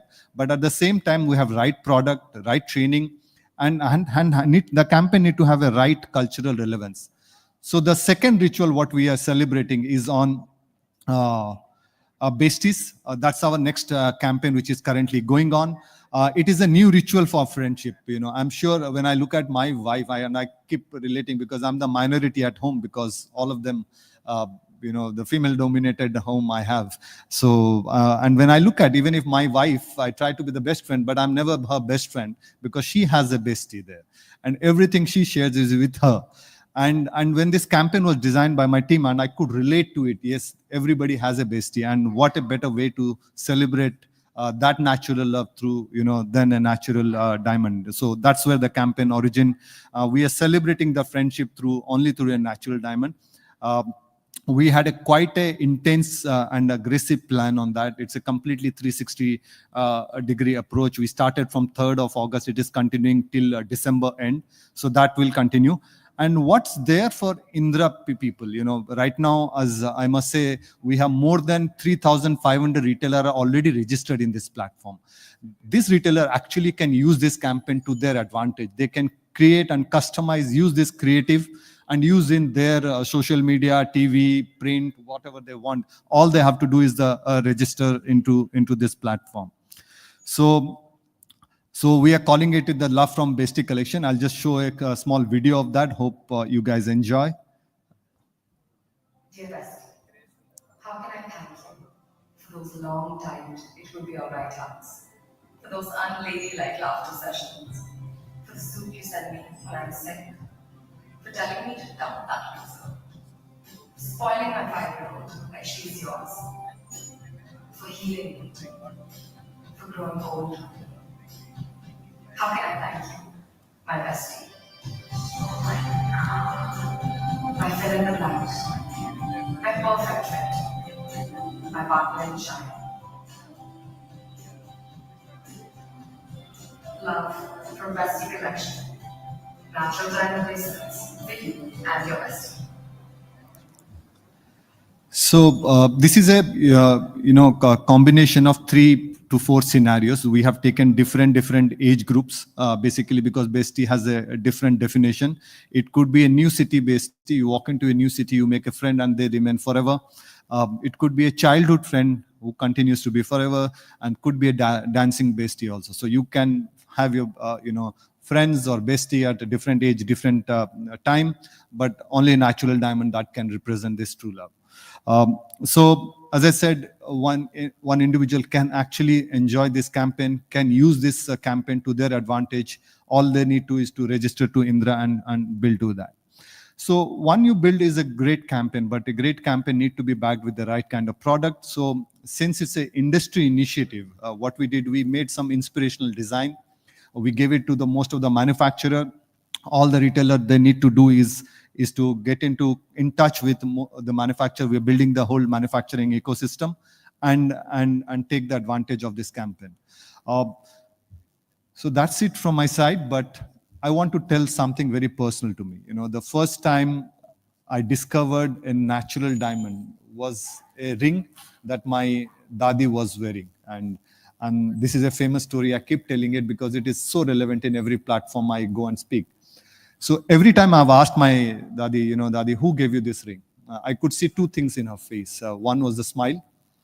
2 is a brightness in her eyes. And that is the reflection of her, the love she has got from my grandfather. And we are 3 brothers. And sometime in a lighter note, she will say, let me see who is the lucky one to get it. And I'm confident my wife will get it because I have to go back home. And what does that mean? Tell me one product that can hold your memories. Tell me one product that can represent your legacy. Tell me one product it took billion years to form. Tell me one product that it will stay for billion years. And the answer is only one, that is natural diamond.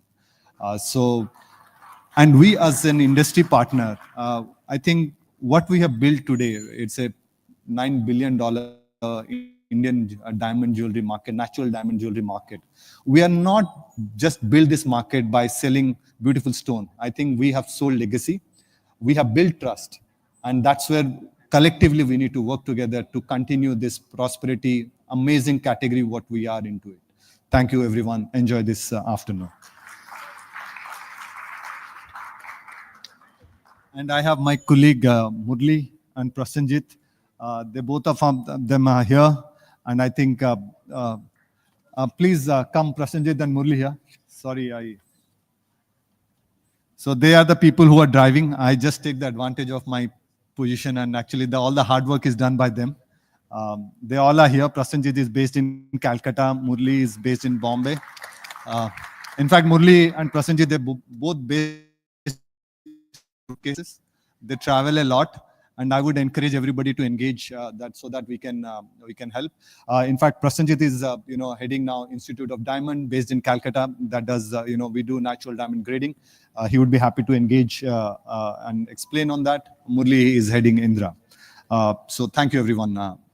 Thank you. Thank you so much, sir, for your enriching words. I now request Mr. Shubhankar Sen, sir, Co-Chairman ICC National Expert Committee on Jewelry and Lifestyle and Managing Director and CEO Senco Golds Limited for the vote of thanks, sir. Thank you. I think as we end the opening session, and we have got so many inputs from our esteemed panelists and guests on stage. Just to conclude that as we began the session, we had started it with Vinodji saying about the concerns, the fact that Bengal has always been a hub for jewelry manufacturing, and diamond jewelry has been a very important role for the gem and jewelry industry, not only across the country, but for Calcutta per se, known for its strong network of karigars. And today with the US uncertainty, the tariffs, what is the impact, the future of diamonds is what we begin this particular conclave with the thought in mind.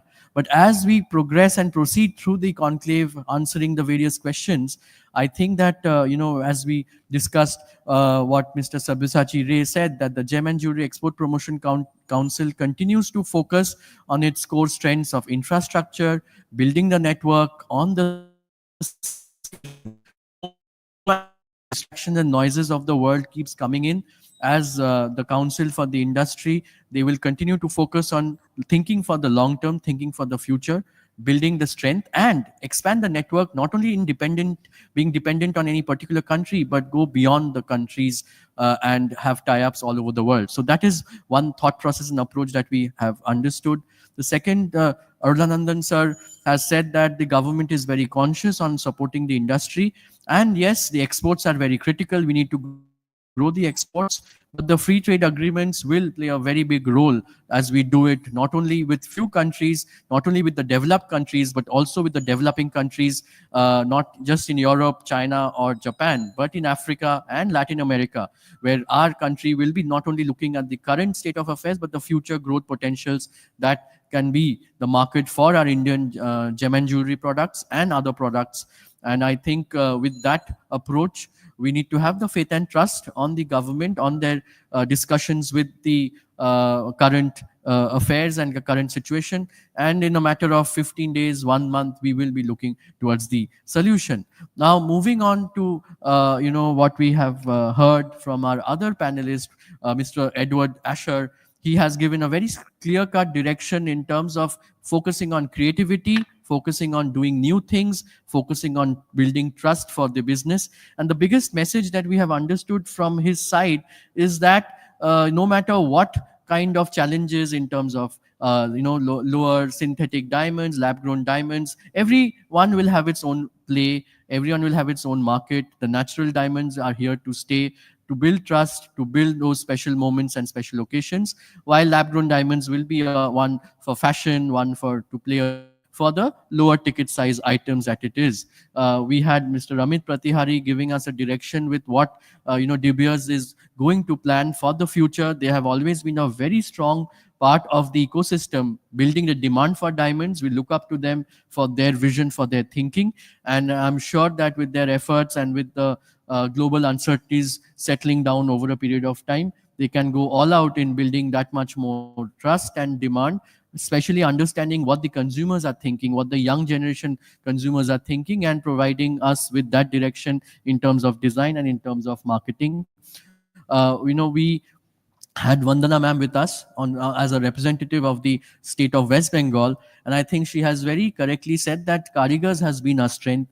Even the Gem and Jewelry Conclave that we do has been one of the platforms where we talk of skilling, we talk of the needs of the Karigars, we have spoken of how we can improve their working conditions. And as Mr. Asher also said, as a responsible jeweler, we should not have others telling us in terms of what is our mistakes and what is our fault, but internally as an industry, and with the program that GJPC has also been working on addressing the core issues and making sure that the future generation Karigars keeps happening. Our humble submission to Arunananda sir and GJPC is that the center and state can all come together and address the issue, because ultimately it is the benefit of the industry, sir, with skilling and with the new generation workers, because they are the backbone. So while we will look at the front end, consumer demand, marketing, the global markets, the exports, but also along with technology, the human potential and the human emotion and the human art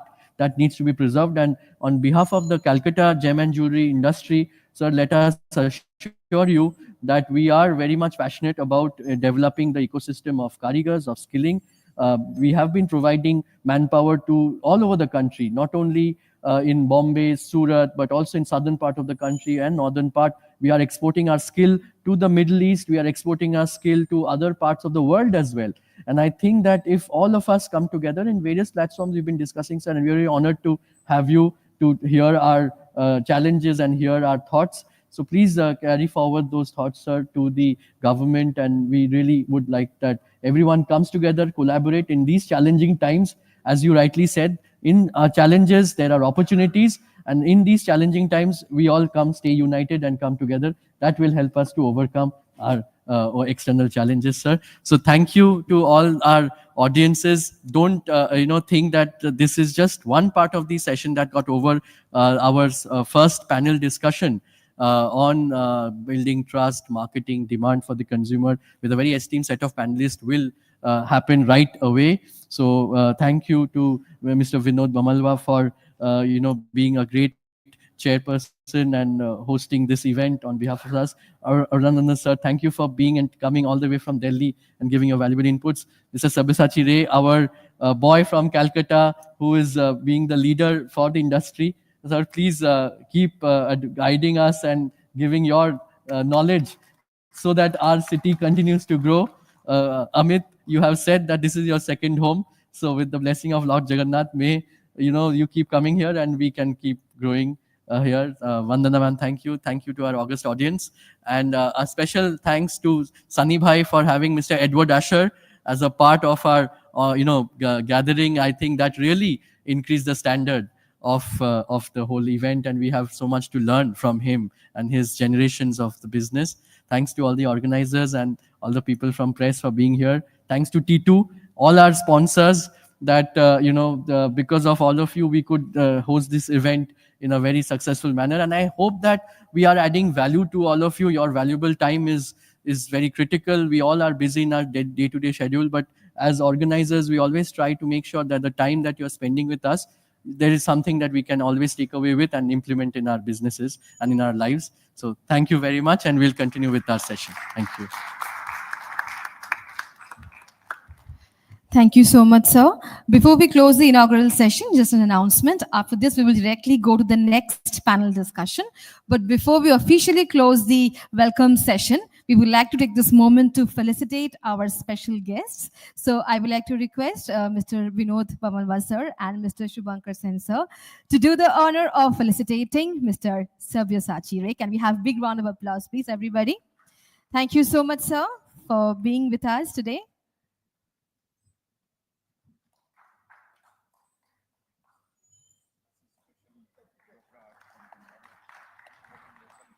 Thank you so much to Dr. R.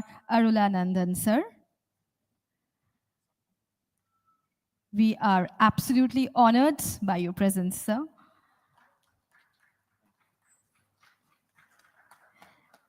And to Mr. Amit Pratihari, sir.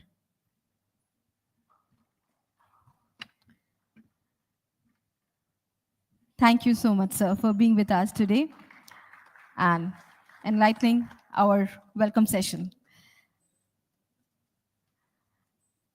Thank you so much. On this note, we end the inaugural session and we directly continue with the next panel discussion, invigorating the diamond industry, enhancing trust and consumer demand. We'll just take 1 minute to set the stage, requesting all of you to please be seated.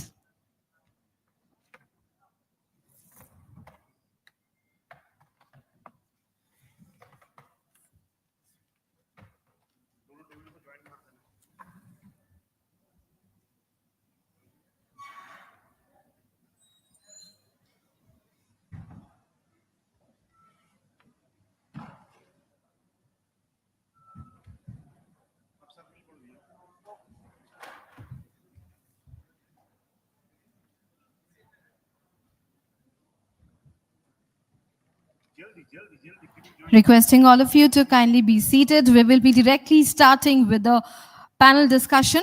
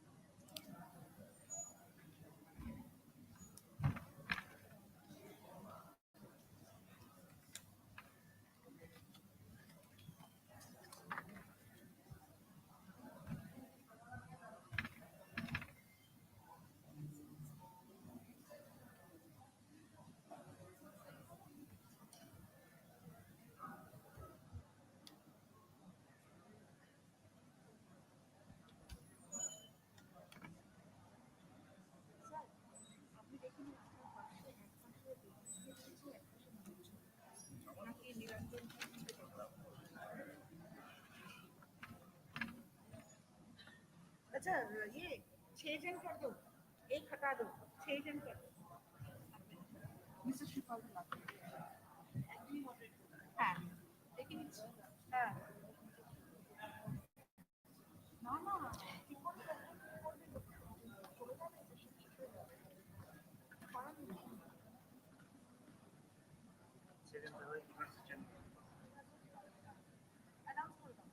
Starting our panel discussion, I would like to invite our session moderator, Mr. Shomik Roy Chaudhary, Director, MPJ Jewelers. Can we have some big round of applause and welcome sir on the dais. Also would like to invite the panelists, Mr. Devansh Shah, Partner, Venice Jewels. Welcome sir on the dais. Mr. Manoj Kumar Jha, Managing Director, Kamakha Jewels. Welcome sir on the dais.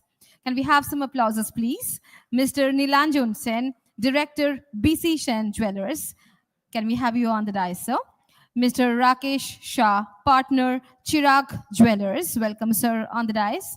Mr. Amit Soni, Director, KIK Jewelers. Welcome, sir, on the dais. Also in the session, we have a virtual address by Miss Ellie Hill, Founder and CEO of the Hill and Company.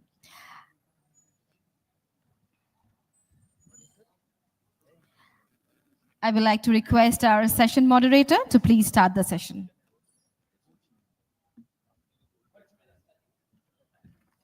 Hello, hello. Hello. A very good afternoon, ladies and gentlemen, whoever is there.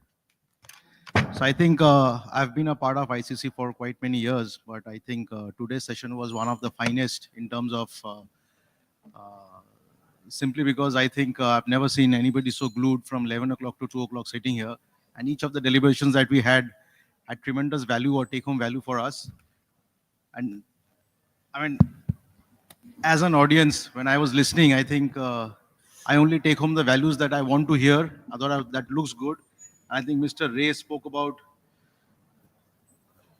every action has a equal reaction, and I think he's mentioned that how US is going to be in trouble for the kind of tariffs that he said. Mr. Arul Anandan mentioned about the ad valorem duty, I think, which is a great booster in the, at least in the mind space of us. Mr. Ananta spoke about the gross value add and the good deflation. I think Amit mentioned about how his Dadi's eyes lit up with the natural diamond. I think it's a great small nuggets that are take-home values, and I think it's great sessions before. And let's continue the flow. And to continue the flow, I've got an esteemed panel with me, which involves, I think, stakeholders from the diamond industry at various stages. So I would like to take a quick moment to introduce the panel so that we exactly know who we are talking to. So if I can request each and every member to introduce themselves. Start with Nilanjan, please. Hi, I'm Nilanjan Sen. I'm from BC Sen Jewelers, Kolkata. We are a 137-year-old brand and we are a family jeweler based mostly out of Kolkata and in Gurgaon. Hi, this is Manoj Jha. I'm MD of Kamakhya Jewels Limited. I've been the past director of GJC, IBJA, and right now the team task force of CII. I'm the first generation jeweler and working as a diamond studded gold jewelry manufacturer from last 21 years. In my family, maximums are doctors and IAS officers. I am an engineer and I have started my business from a scratch at Mumbai and now we are a limited firm. Thank you.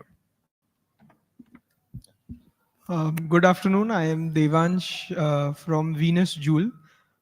First of all, many thanks Shomik Bhai, Sunny Bhai, Shivankar Bhai, Vinod Bhai for inviting me here. I think it's a big honor to be a part of such an esteemed set of panelists. We are a diamond crafting company based in Surat and Bombay. We craft solitaires for many years now. Being a site holder, it's a little bit of a wider view of how things are happening across geographies, and I hope I can contribute to the panel discussion as you would expect. Just 1 second, Amit. Yeah, Ms. Ellie Hill, if you're able to hear us, yeah, can you unmute yourself and just introduce yourself, please? Thank you. And I'm the founder and CEO of Hill & Co. We create and execute custom strategies for businesses built specifically for the diamond, gemstone, and jewelry sector. We fuse 30 plus years of global industry experience with modern technology. And for the past decade, we've helped diamond, jewelry, and luxury businesses to navigate everything from geopolitical shocks to digital disruption. Our clients span mines, manufacturers, brands, and retailers, and industry organizations and government bodies on nearly every continent. Our clients are businesses like Blue Nile, New Jewelry, Rappaport, RJC, Sidjo, manufacturers like Sun Jewels, and they come to us for one reason, to turn complexity into growth. And we've been inside boardrooms when tariffs reshaped trade flows overnight, in design studios as brands reimagine their identities, and on the ground when retailers needed to expand without losing their souls or their margins. So I'm very excited to be here today to talk to this audience, and thank you very much for having me. Thank you, Ellie. Yeah, myself Amit Soni, I am director of KIK Jewels. We are into manufacture and wholesale of Calcutta handmade antique gold jewelry. Also, my family has retail store in the name of Mahabir Danwar Jewelers, where we have 3 stores in Calcutta and 1 store in Delhi. I am also director of Gem and Jewelry Domestic Council as well as part of the Ankurhati Jewelry Park Committee. Thank you. Hi, good afternoon. I'm Kshitij Shah from Chirag Jewelers.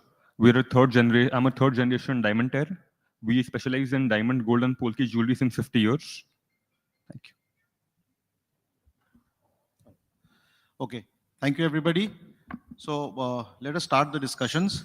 And the last few sessions were more based on the policy and the government side, but here we are going to discuss more on the retail side of the business and the strategy side of the business. And the topic for today's discussion is how can trust enable consumer demand and ultimately invigorate the diamond industry. So I think if you really think about it, forget the diamond industry. Really trust and demand, both of the 2 pillars, I think each cannot do without each other. Trust enforces demand and demand endures trust. So both has to be hand in hand to go together. And so my first question is to Elle. Elle, you've been into the strategy and the marketing side of the business, and you've implemented strategies for many businesses in various different geographies. So if you can just highlight what are the top 3 learnings or the top 5 learnings that you have had over the years, and you can throw some light on it, especially for people who are trying to expand their business. Sure. I have the luxury and the humble gratitude to be involved with the strategy of individual businesses. And that's really what we're doing, is we're addressing one by one very unique and custom strategies that need to be made for your business. So that's what I'm going to talk about a lot as you ask me questions today, is really how we take a look at our own strengths and weaknesses and how we face the multiple exigent forces that are coming at us right now that Mr. Edward Asher did such a great job of summarizing during his speech. But what's worked? What's worked so far? Because really the execution of strategy is just a plan. So understanding what's worked and what has worked or hasn't worked is just as valuable. So digital enablement and transparency, I'm going to put them in 3 buckets for you, okay? Because digital enablement and transparency talks to several different things. And that's the first bucket, which is implementing digitization. So inventory digitization, real-time pricing tools, origin traceability systems that are integrated to be able to tell a story. That has increased buyer confidence and reduced friction in global transactions. Each one of these buckets we could talk an hour about, but the very first one that has been very powerful is digital enablement and transparency. I'm very passionate about that. We'll speak about it more later. Market diversification. If all of your eggs are in one basket, you know you're feeling the pain right now more than if you have market diversification. That may be about different geographies, but it also can be about different consumer segments, like we look at Carrot Lane versus Tanit, for example. So helping clients enter new markets, creating new market penetration strategies, identifying white space where your business is uniquely positioned to solve a problem or create an opportunity to a new market or a new cohort of purchasers or buyers at B2B. So new geographies, new B2B segments, and reduced dependence on a single market, especially as the US began softening in 2024-25 and the political forces that are putting pressure on our industry. So that second bucket is market diversification. And the third bucket is story-led branding. I really think I know that there is a misunderstanding at the B2B level in particular, but even at the B2C level, in how you brand yourself and the importance of telling your authentic story. So we need to shape business narratives at a B2B level and brand narratives around ethics, craftsmanship, provenance, values, and show what is uniquely human about each business at B2B as well as B2C.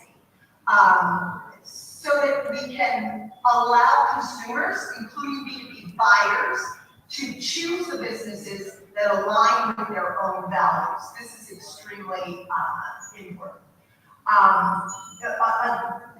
I can continue, but those are the 3 biggest buckets. So if I can just summarize in 3 words, it's digitization, number 1, it's market diversification, and it's the brand story, correct? Right. And now, those are my 3 big buckets, but I just want to say the caveat, because learning what doesn't work is as important as learning what does work. The pace of your business cannot exceed the pace of the industry. So if you're ahead of the market, you are not going to be able to move as fast as you wish. And what do I mean by that practically? We've seen many businesses underestimate the change management effort that's needed to adopt digital tools, for example. So that first bucket, we learned that we need to pair technology rollouts with hands-on training and phased adoption plans, because you trip over it if you try to just move very swiftly without doing the proper integration of the teams that need to embrace the technology that you want to use. And so that's just one caveat to the types of hurdles that we've seen and the things that don't work, and how we use that as an opportunity for improvement and how to make things work better in the future. Okay. Thank you, El.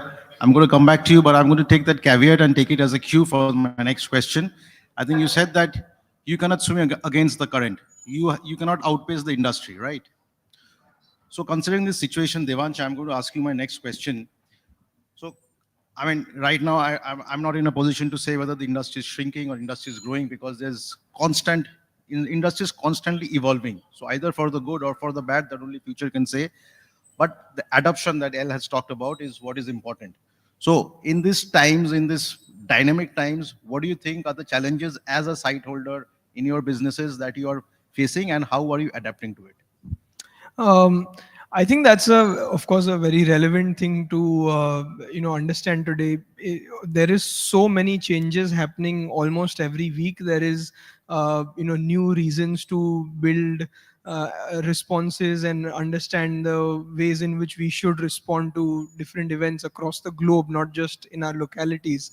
And I think since it's a very large industry, I don't think the same concepts and strategies apply to each business very equally. For us, for example, we would have unique challenges with our sourcing strategies, with so many sanctions and so many different transaction problems that exist there, and also distribution challenges with access to certain markets being turned on and off at the switch of a button. But I think each of these things, along with being a challenge, force us to think of how our different ways in which we could convert the challenge into something that we could learn for the long run and make ourselves more resilient from such things that could happen at any time to any person anywhere. And I think the easy way out is to look at our own business, see what our customers are requesting for, see what our customers are demanding for, and try to ensure that our business model and the value that we are adding to the supply chain remains relevant and remains something that is current and required for the customer. For example, today I believe that there is this strong need to, in our segment of solitaires, to add value at the retail end for the product. We currently see a lot of Indian businesses that are purchasing from all of us site holders or other companies and traders in Bombay, and not able to significantly add value to the product until it reaches the end consumer. And only when there is a certain effort of our own and a certain value addition of our own that we bring into the product do we build something that can stay ours forever, rather than depending on the trends and the changes in external factors. The more we can build our own strengths that can stay with us for a long time, I think they are things that we can bank on a lot better than banking on gold prices doing better or weaker, or diamond prices going up or down, or the media behaving in a certain way, or politicians behaving in a certain way. Things that are out of our control are something that we have to accept as reality and build things that try to be resilient despite things around it. So if I can, in a nutshell, if I can summarize, it is like, customer is key, and whatever the customer is wanting, you have to develop that. Yeah, and guide everyone around to build more and more resilience, so that we as an industry can be stronger positioned to face any current that is sent from anywhere. Thank you, Devansh. So my follow-on question to what Devansh is saying, that the customer is key, but Manoj, my next question is to you. So I'll just frame the question in my own way. So we as Indians, I mean, we've seen that the middle income is rising, and we are all traveling abroad, and we are seeing so many things on our daily lives, and that keeps, once in a while, that keeps questioning me. That a new iPhone, whenever it's launched, there's a huge queue and there's a huge buzz around it. I mean, we all see it on TV, right? Whenever we are traveling abroad, we see, there's a new collection of LV or a Chanel or any other brands, there's a queue outside. Either the Chinese people or the Indian people are standing outside the queue and trying to enter. But there is no excitement when there's a diamond launch.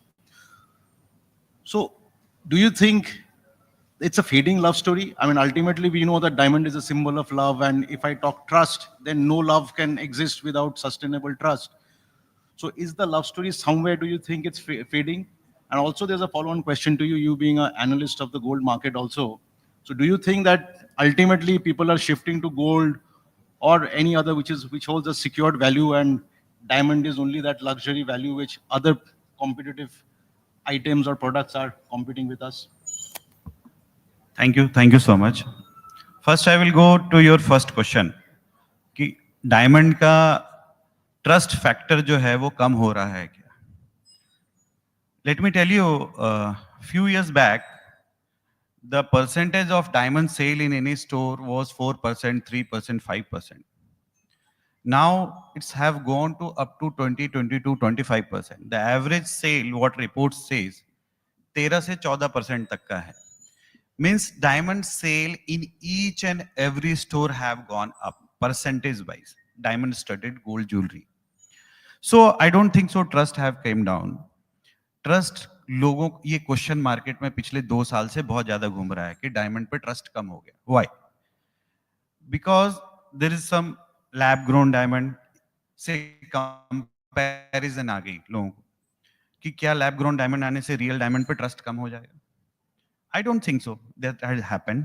ठीक है, dent लगी है, pricing कम आया. उसमें कहीं ना कहीं we jewelers are also involved. हम जब गोल्ड बेचते हैं और डायमंड बेचते हैं, there's two things. गोल्ड बेचते हैं तो जब गोल्ड बेचते हैं तो लोग ये सोच के आते हैं इससे कमोडिटी हम यूज भी करेंगे, प्राइसिंग भी आगे जाएगा. Previously when we were selling diamonds तो वी आर सेलिंग, मैम 1 साल 2 साल बाद आओ तो सॉलिटर का प्राइस बढ़ के मिलेगा. You are promising, retailers are promising to customers कि pricing, they are not selling कि ये आपका लाइफ टाइम अचीवमेंट है, ये आपका लाइफस्टाइल है, ये आपका हर ओकेजन को सेलिब्रेशन है. They were selling diamonds major, I am not telling to each and every retailer, few retailers, they were selling the pricing कि आपको इन्वेस्टमेंट की तरफ. And when the solitaire price came down, trust has broken. जब start होता है engagement ring से, उसके बाद एनिवर्सरी आती है, एनिवर्सरी के बाद बेबी शावर आती है, तो आपका स्टार्टिंग में ही कहीं कोई ओकेजन पे आपका ट्रस्ट ब्रोकन हो गया तो लाइफ में जो 20-25 सेलिब्रेशंस आते हैं किसी भी बंदे के, आगे के 20-25 ओकेजन्स के आपने sales you have that have gone. तो that needs to check, and उसको चेक करना जरूरी है. गिफ्टिंग ऑन एवरी ओकेजन्स, इस तरह के कैंपेन करने की जरूरत है. लेकिन मुझे नहीं लगता है कि ट्रस्ट एकदम से ब्रोकन हो गया, but it needs to be taken care of. आपको प्राइसिंग नहीं बेचना है, इन्वेस्टमेंट नहीं बेचना है. You have, diamond is for the खुशी, आप खुशी बेच रहे हो, तो that is for occasions, that is you have to be very. The second thing is transparency. Transparency आज आप देख रहे होंगे कॉर्पोरेट्स जो बिजनेस कर रहे हैं और जो फैमिली ज्वेलर्स बिजनेस कर रहे हैं, not all the family jewellers, few family jewellers I can say, और 50-50, दे आर नॉट ट्रांसपेरेंट. वो डर रहते हैं, दे डो मार्जिन. अगर आज कोई कॉर्पोरेट EF VVS 1.5 लाख रुपए पर कैरेट में बेचता है, I am just telling the एकदम प्रैक्टिकल एग्जांपल, और फैमिली ज्वेलर उसको 70-80 हजार में बेचता है, फिर भी डरता है कि और इतना मार्जिन कस्टमर देगा. वो इसलिए डरता है और उस चक्कर में वो पूरा ट्रांसपेरेंसी नहीं रखता है. बी ट्रांसपेरेंट, गोल्ड का प्राइस ये है, डायमंड का प्राइस ये है, इसकी बायबैक गारंटी ये है, ये थर्ड पार्टी सर्टिफिकेशन है, आपको पोस्ट सर्विसेज ये मिलेंगे. इसके फ्यूचर में अगर प्राइस घटेगा तो घट के मिलेगा, बढ़ेगा तो बढ़ के मिलेगा. If you will give full transparency, तो जैसे कॉर्पोरेट्स में है, owner is that is not owner, that is owner driven. Owner है, चलो ये चला गया तो मेरे को बायबैक गारंटी क्या मिलेगी. तो वो transparency need to be more and more for single jewellers and all. तो आपका ट्रस्ट ये मेंटेन रहेगा और ये बढ़ता जाएगा. तो that is very much important. And the third one is the designing. आपको ये समझना पड़ेगा कि gold rate have gone up. जो आज यंगस्टर हैं, they need to wear, जैसे ये कोट सर ने पहना है और यंगस्टर है तो एवरी फंक्शन में वो सेम कोट नहीं पहनेंगे. He need different coats. तो जो यंगस्टर हैं, जेंजी हैं या जो भी लेडीज हैं, आप देखते होंगे जनरल, उनको एक में फोटो खिंच गया तो दूसरे में वही सेम ज्वेलरी नहीं चाहिए. तो they need affordable jewellery so that I can buy more and more. Weight light होना चाहिए, टेक्नोलॉजी बहुत अच्छी होनी, स्मूथ होनी चाहिए ज्वेलरी पहनने में. वियर एंड टीयर बहुत ध्यान रखना पड़ता है. आप देखो किसी मल्टीनेशनल कंपनी जो ज्वेलरी बनाती है, गले पे बैठी तो कितनी स्मूथ है, सेम डिजाइन है. And at the same time affordability है, तो आपको उसका वेट कम करना पड़ेगा. आप देखो जो पहले 30 ग्राम में नेकलेस बनता था, डायमंड नेकलेस, आज लोग 8-9 ग्राम में बना रहे. तो you have to take care of pricing, technology wise, design wise. और उससे भी बड़ी बात है कि यंगस्टर या कोई भी लेडी स्पेशली ज्वेलरी खरीद रही, तो she should connect with her emotion with that design. You should have a proper R&D of the design. AI आप आपके यहाँ इंप्लीमेंट करो. अब AI इंप्लीमेंट करने के लिए आपको यंगस्टर के सोशल मीडिया पे जाना है, यंगस्टर के बारे में आपको AI को प्रॉपर इनपुट देना है. इफ यू आर थिंकिंग कि हमने AI चैट जीपीटी हमने कर लिया, डाउनलोड हो जाएगा, चैट जीपीटी को भी आपको प्रॉपर इनपुट देना पड़ता है. तो you should give proper input. Sorry to say I am too long. तो आपको वो design and affordability, you have to trust maintain रहेगा. And think so, I think so, जिस तरह से बिजनेस बढ़ रहा है और प्रोफेशनलिज्म बढ़ रही है, ये ट्रस्ट बढ़ता जाएगा, because people are now following this. Now coming to your second question, sorry. No, so I think we'll come back to it. But if I can take the gist, you were mentioning that trust is built on transparency. Correct. Trust is built on honest communication. Correct. And to some extent, trust is built on empathy. Yes, yes. To understand the needs of whoever is coming. And also you touched upon that corporate versus family jeweler, so which gives me a cue to come back to Nilanjan now. So because we also come from similar backgrounds, family jewelers. So, I mean, there is no doubt that we all want to sell more diamond jewelry, because it is an open secret that, you know, gold has a certain margin and diamond has a certain margin, and it is accepted in the society or the way we sell that diamond will be, there will be some little bit more margin. But every morning as a jeweler or as a retailer, we wake up to the newspaper or to the Insta ad or to the social media or anywhere, 10% discount, 20% discount, 50% discount. So around the year we keep seeing this. So do you think this kind of overselling, Nilanjan, my question is to you, and then my follow-on question is to Rakesh, who's also into similar business, that are we as retailers somewhere responsible for overselling diamonds like this? And we are missing the real value of the diamonds, the way we should sell diamonds? Is there anything that needs to be looked upon? So, firstly, Shomik, the most important point for a retailer is that when we are selling diamonds, we are selling a luxury product. A luxury product not necessarily sells by discount, it sells by the experience.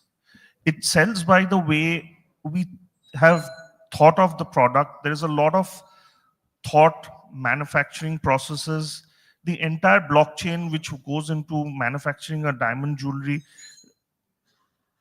That is what we should more or less emphasize to the client. We should tell the story of that diamond jewelry having been inside the crust of the earth for a lot many years. It's natural diamonds, it's rare.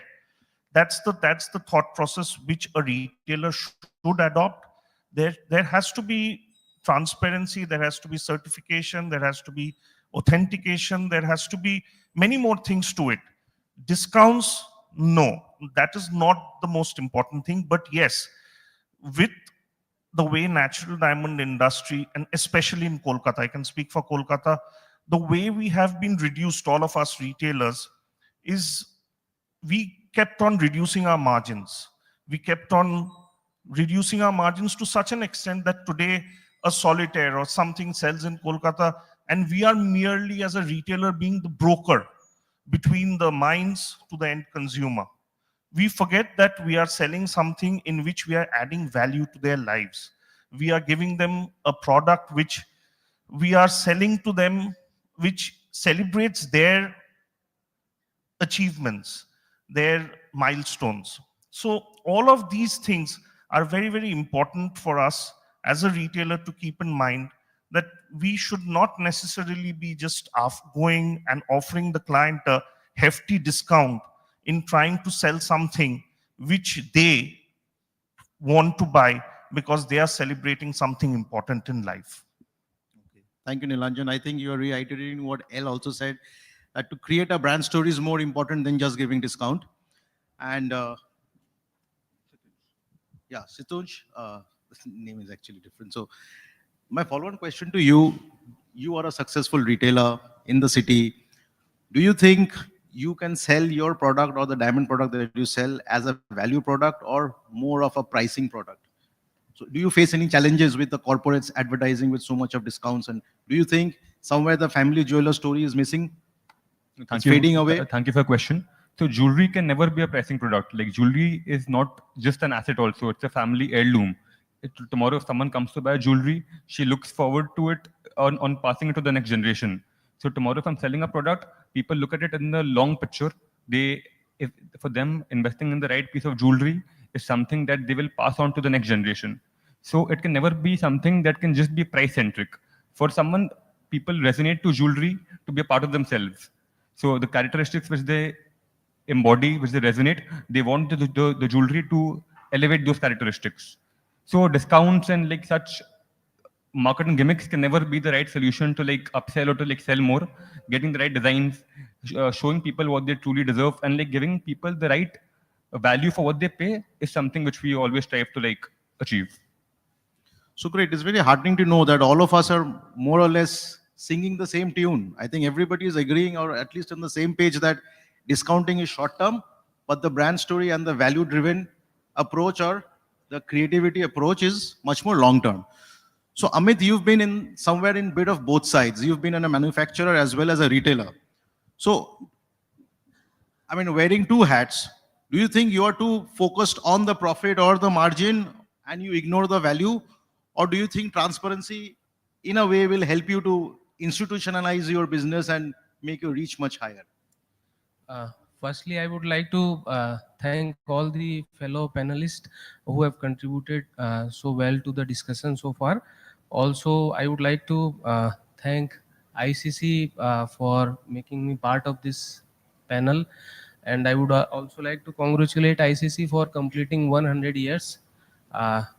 Now, coming to your question regarding as a manufacturer, whether margin is more important or with a retail perspective where we see how to motivate a customer or how to signify a customer's demand for the diamond, I would just like to mention some criterias which a retailer or a manufacturer has to always keep in mind before he gets on to dealing in diamond or sits with a customer, whether the customer is a B2B or a B2C, that diamond, India's connect with diamond goes back to the Golconda mines, where I believe most of you might already be knowing that diamonds were first discovered in India, and that was in the Golconda mines back in 16th century, and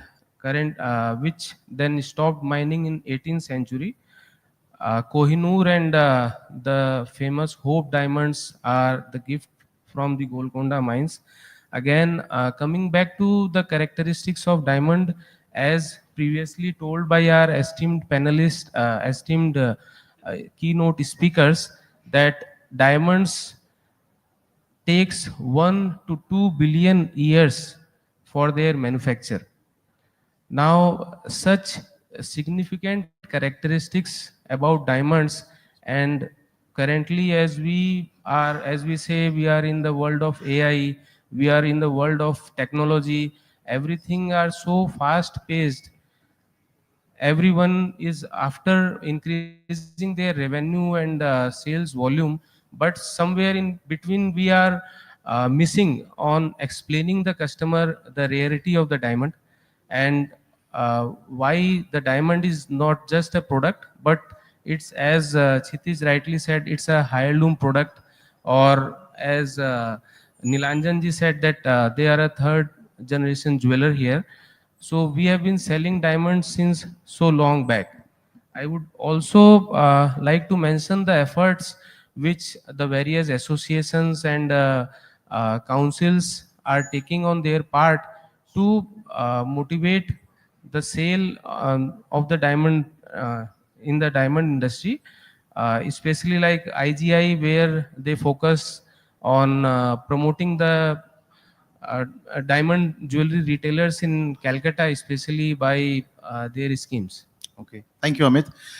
So L, more or less, we are singing the same tune, saying that diamond should not be promoted through discounts, and we should be communicating all about how valuable it is and how creative it is. So could you just throw some light on what are the most effective ways to communicate that? I mean, it's all nice to hear that there should be a brand story, etc., but in a single line, not in a single way, how do you promote it? I mean, you've been doing this successfully for many brands. Could you just throw some light on it? Because there's some audiences who would, benefit greatly through that. Sure. And I think I know that at a B2B level, especially because we have a mix of B2B and B2C in the audience, is that correct? Yes, that's correct. Yeah, right. So B2C does a much better job because they've understood for a very long time that they need to advertise and market and communicate to a wide range of people. Whereas at a B2B level, it is not yet understood by some of the largest businesses in our industry that you have to market your unique service proposition as a B2B supplier. We are steeped in history in this industry. We are used to going to the trade shows, standing and waiting for someone to walk by. We are not harnessing the way that we can communicate digitally with the B2B buyer 24 hours a day, 7 days a week, 365 days a year. So when you ask me, okay, we all agree, I'm so excited, we can pat ourselves on the back, we must lead with the authenticity, tell the story, reveal who we are, how do we do it? And the answer is not standing at a trade show and waiting for someone to walk by to tell. The answer is, and it was said by one or two of my esteemed colleagues, staying very focused on the person to whom you are selling so that you can study them. What is important to them? What are their pain points? What do they want? What do they need a solution for? What do they need what opportunity they need? So that you can then supply it. But once we figure that out, we have to communicate that we figured it out, right? And how do we do that? And I'm going to do B2B first and then B2C, because I think B2B is the biggest, this is the biggest opportunity for B2B, the biggest missed opportunity for B2B. It's okay, we've all agreed on this. How do we make sure that we listen and communicate? Listen to what our buyers want and need, solutions and opportunities, and how do we communicate and develop that trust when we're not standing in a room with them, in our office, in their office, or at a trade show. And the way we do it is digitally, right? So we have to first create trust. And what gives trust but consistency, right? That my husband puts my coffee on every morning and I come down and the coffee is there. I trust this man. I feel that he is consistent. He's doing the same thing at the same time and he's saying the same words every single day. Your coffee is waiting for you, darling, right? At a B2B level, that has to do with looking consistently digitally. So the very first thing we have to do is take a look at our website versus our LinkedIn banners versus the LinkedIn banners of every human being in our business versus any social media that we have. Any place where we appear online, we have to look the same. We have to talk the same. We have to use the same words. We have to use the same fonts, the same colors, the same logos.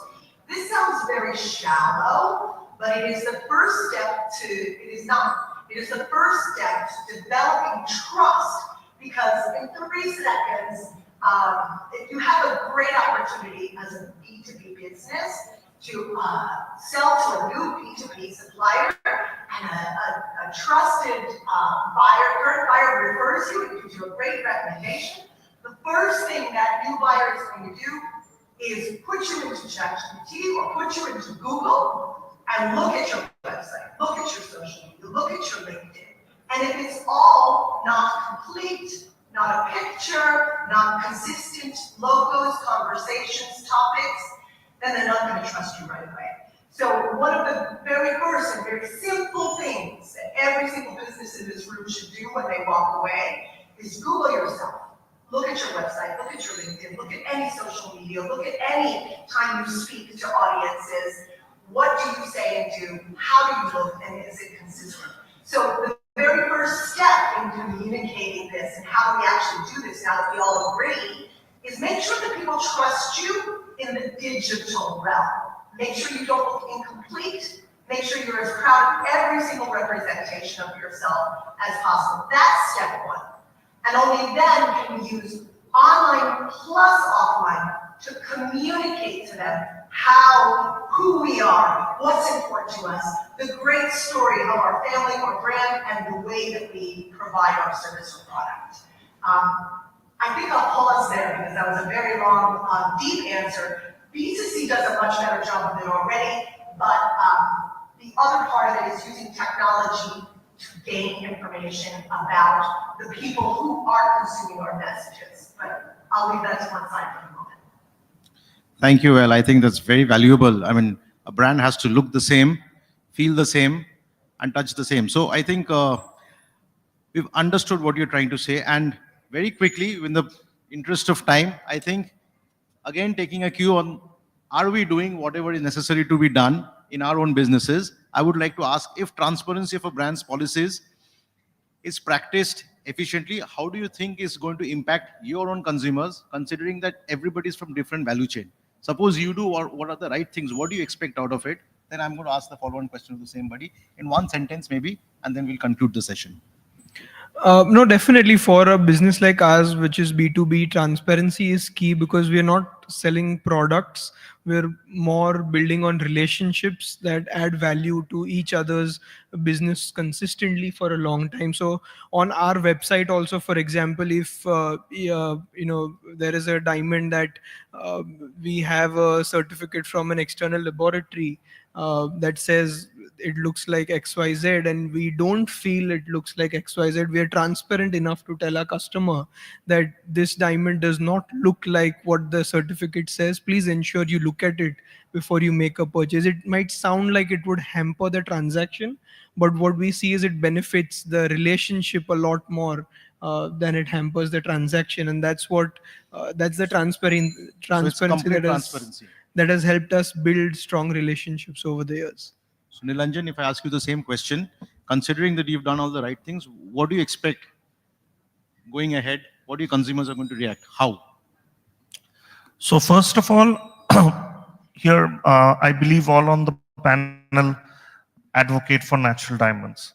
And going by that, and when we talk about today's topic, which is invigorating consumer demand, building trust, if we are talking about these things, first is we should stop confusing the client. Convince the client, stop confusing the client. We have to understand that even the biggest body, De Beers, they started Lightbox in 2018. They stopped it in 2024. Why did they do that? Because they realized that there's not enough money, there's capital erosion, there is confusing the client, and now they come back with a campaign which is promoting natural diamonds. Similarly, for us as a retailer, we have to understand that we have to convince the client by just working on the very basics, on the basics of the principles of diamond, what diamond stands for, and sell the emotion. India is a country which thinks with its heart, not much with its mind, and therefore we have a great opportunity to always enable ourselves to grow more in this space by not confusing the client. So Manoj, very quickly, I'm going to ask you a tongue twister. I know you're a great analyst of gold prices, the commodity price movement, but please enlighten us. Where do you think the natural diamond prices are going to be in the next 5 years? Only about the natural diamond. So natural diamond. You can also say about what the price of lab grown to be. No, I was thinking gold you are asking. Anyways, natural diamond, I think so. We have already bottomed out. In last few months, I have seen solitaire prices again bouncing back. Definitely because of the demand pressure, there is a, right now we can see a little bit pressure on star, melee and few far size diamonds. But you can see in -2, the prices have a little gone up rather. So this says in this bad condition also, there is a demand for diamond jewelry. So next 5 years, I can see at least you will see diamond price to be 1.75% and 1.8%, maybe doubled from here, because I think so it's bottom out now. It's my personal experience from last few months. I am seeing now people who have gone to lab grown, they are again coming back to the natural diamonds, and I'm very much hopeful about it. I think people are too even stunned to clap. I think that deserves a clap. He's predicting at least. But anyway, I mean, the true test of a diamond is not how it shines in the beginning, but I think how much of heat and pressure it can take. I think as evolving as we are taking a lot of industry, all the stakeholders.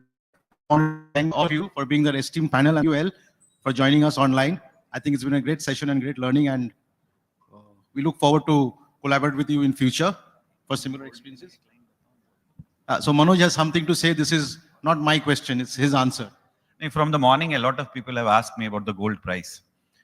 मैं एक ही चीज बोलूंगा, next week बहुत ही important है. आप सब अपने सांसें थाम के रखिए. 2-3 तारीख को जीएसटी काउंसिल की मीटिंग है. May be GST can go up, may be can go down, don't know.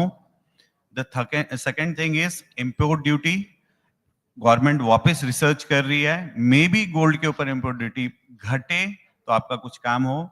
And the third most important thing is rupee is going to depreciate. जिस तरीके से ट्रेंड है अभी technicals, it's showing 89.2 and all. तो अगर government का intervention नहीं आया तो रूपी और डिप्रिशिएट हो सकता है. तो अगला वीक बहुत इंपॉर्टेंट है हमारे इंडस्ट्री के लिए. गोल्ड प्राइस में you will see a lot of fluctuations. Sorry in between, because in the morning. So what do you mean by fluctuations? You have to be specific. गिरेगा या ऊपर जाएगा? नहीं, अभी तो ये पॉलिसीज को पहले देखना है आपको. GST, rupees and import duty. So please be careful. It is my humble request. But if How? you're saying the exchange rate is likely to depreciate, that makes one thing certain: diamond prices definitely have to go up then. Yes. So I don't know exactly what he predicted. He predicted there's some change coming. So that much Big I could change, understand. big change can come. So if it happens, then you can all thank me for keeping him in the panel. If it doesn't, I'll give you his phone number. Thank you. So thank you so much. I believe there's some. I thought the audience was hungry. It's 2:40.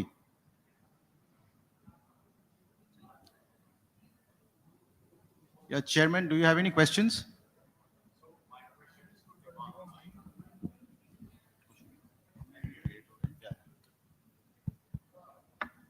Speak in the microphone, please. So my question is to Devansh. As one of the largest manufacturers, what are the steps that you are taking? What are the steps, what are the contingency plans that you have when it comes to export of diamonds, given the headwinds which are already there? So what steps have you taken? The situation, like Shomek bhai also said in the beginning, is evolving so quickly, and it is expected to continue to evolve very quickly.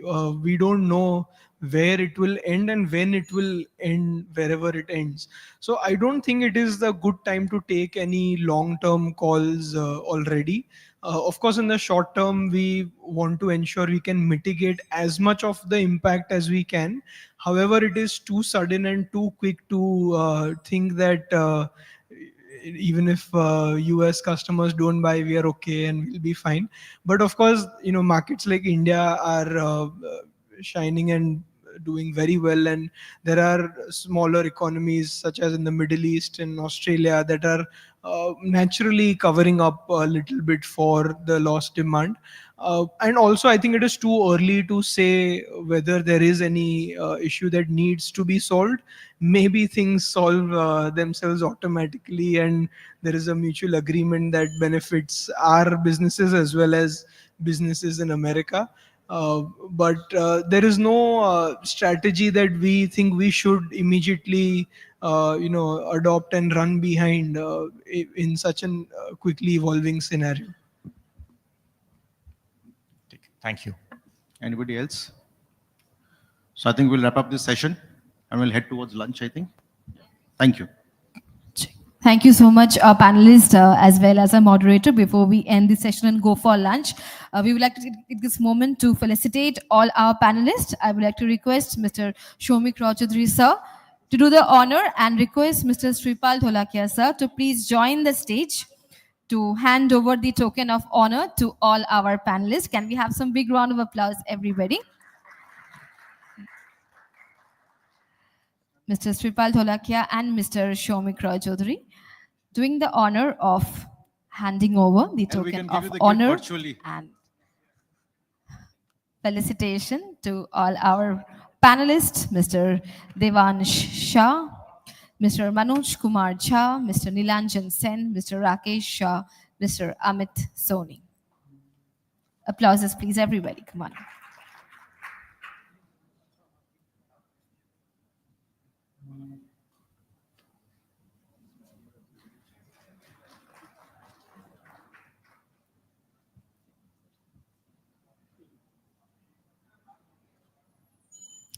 We'll be breaking for lunch after this, and we'll be back by 3:15. Post lunch, we have a celebration in this day, so I'm sure all of you will be looking forward.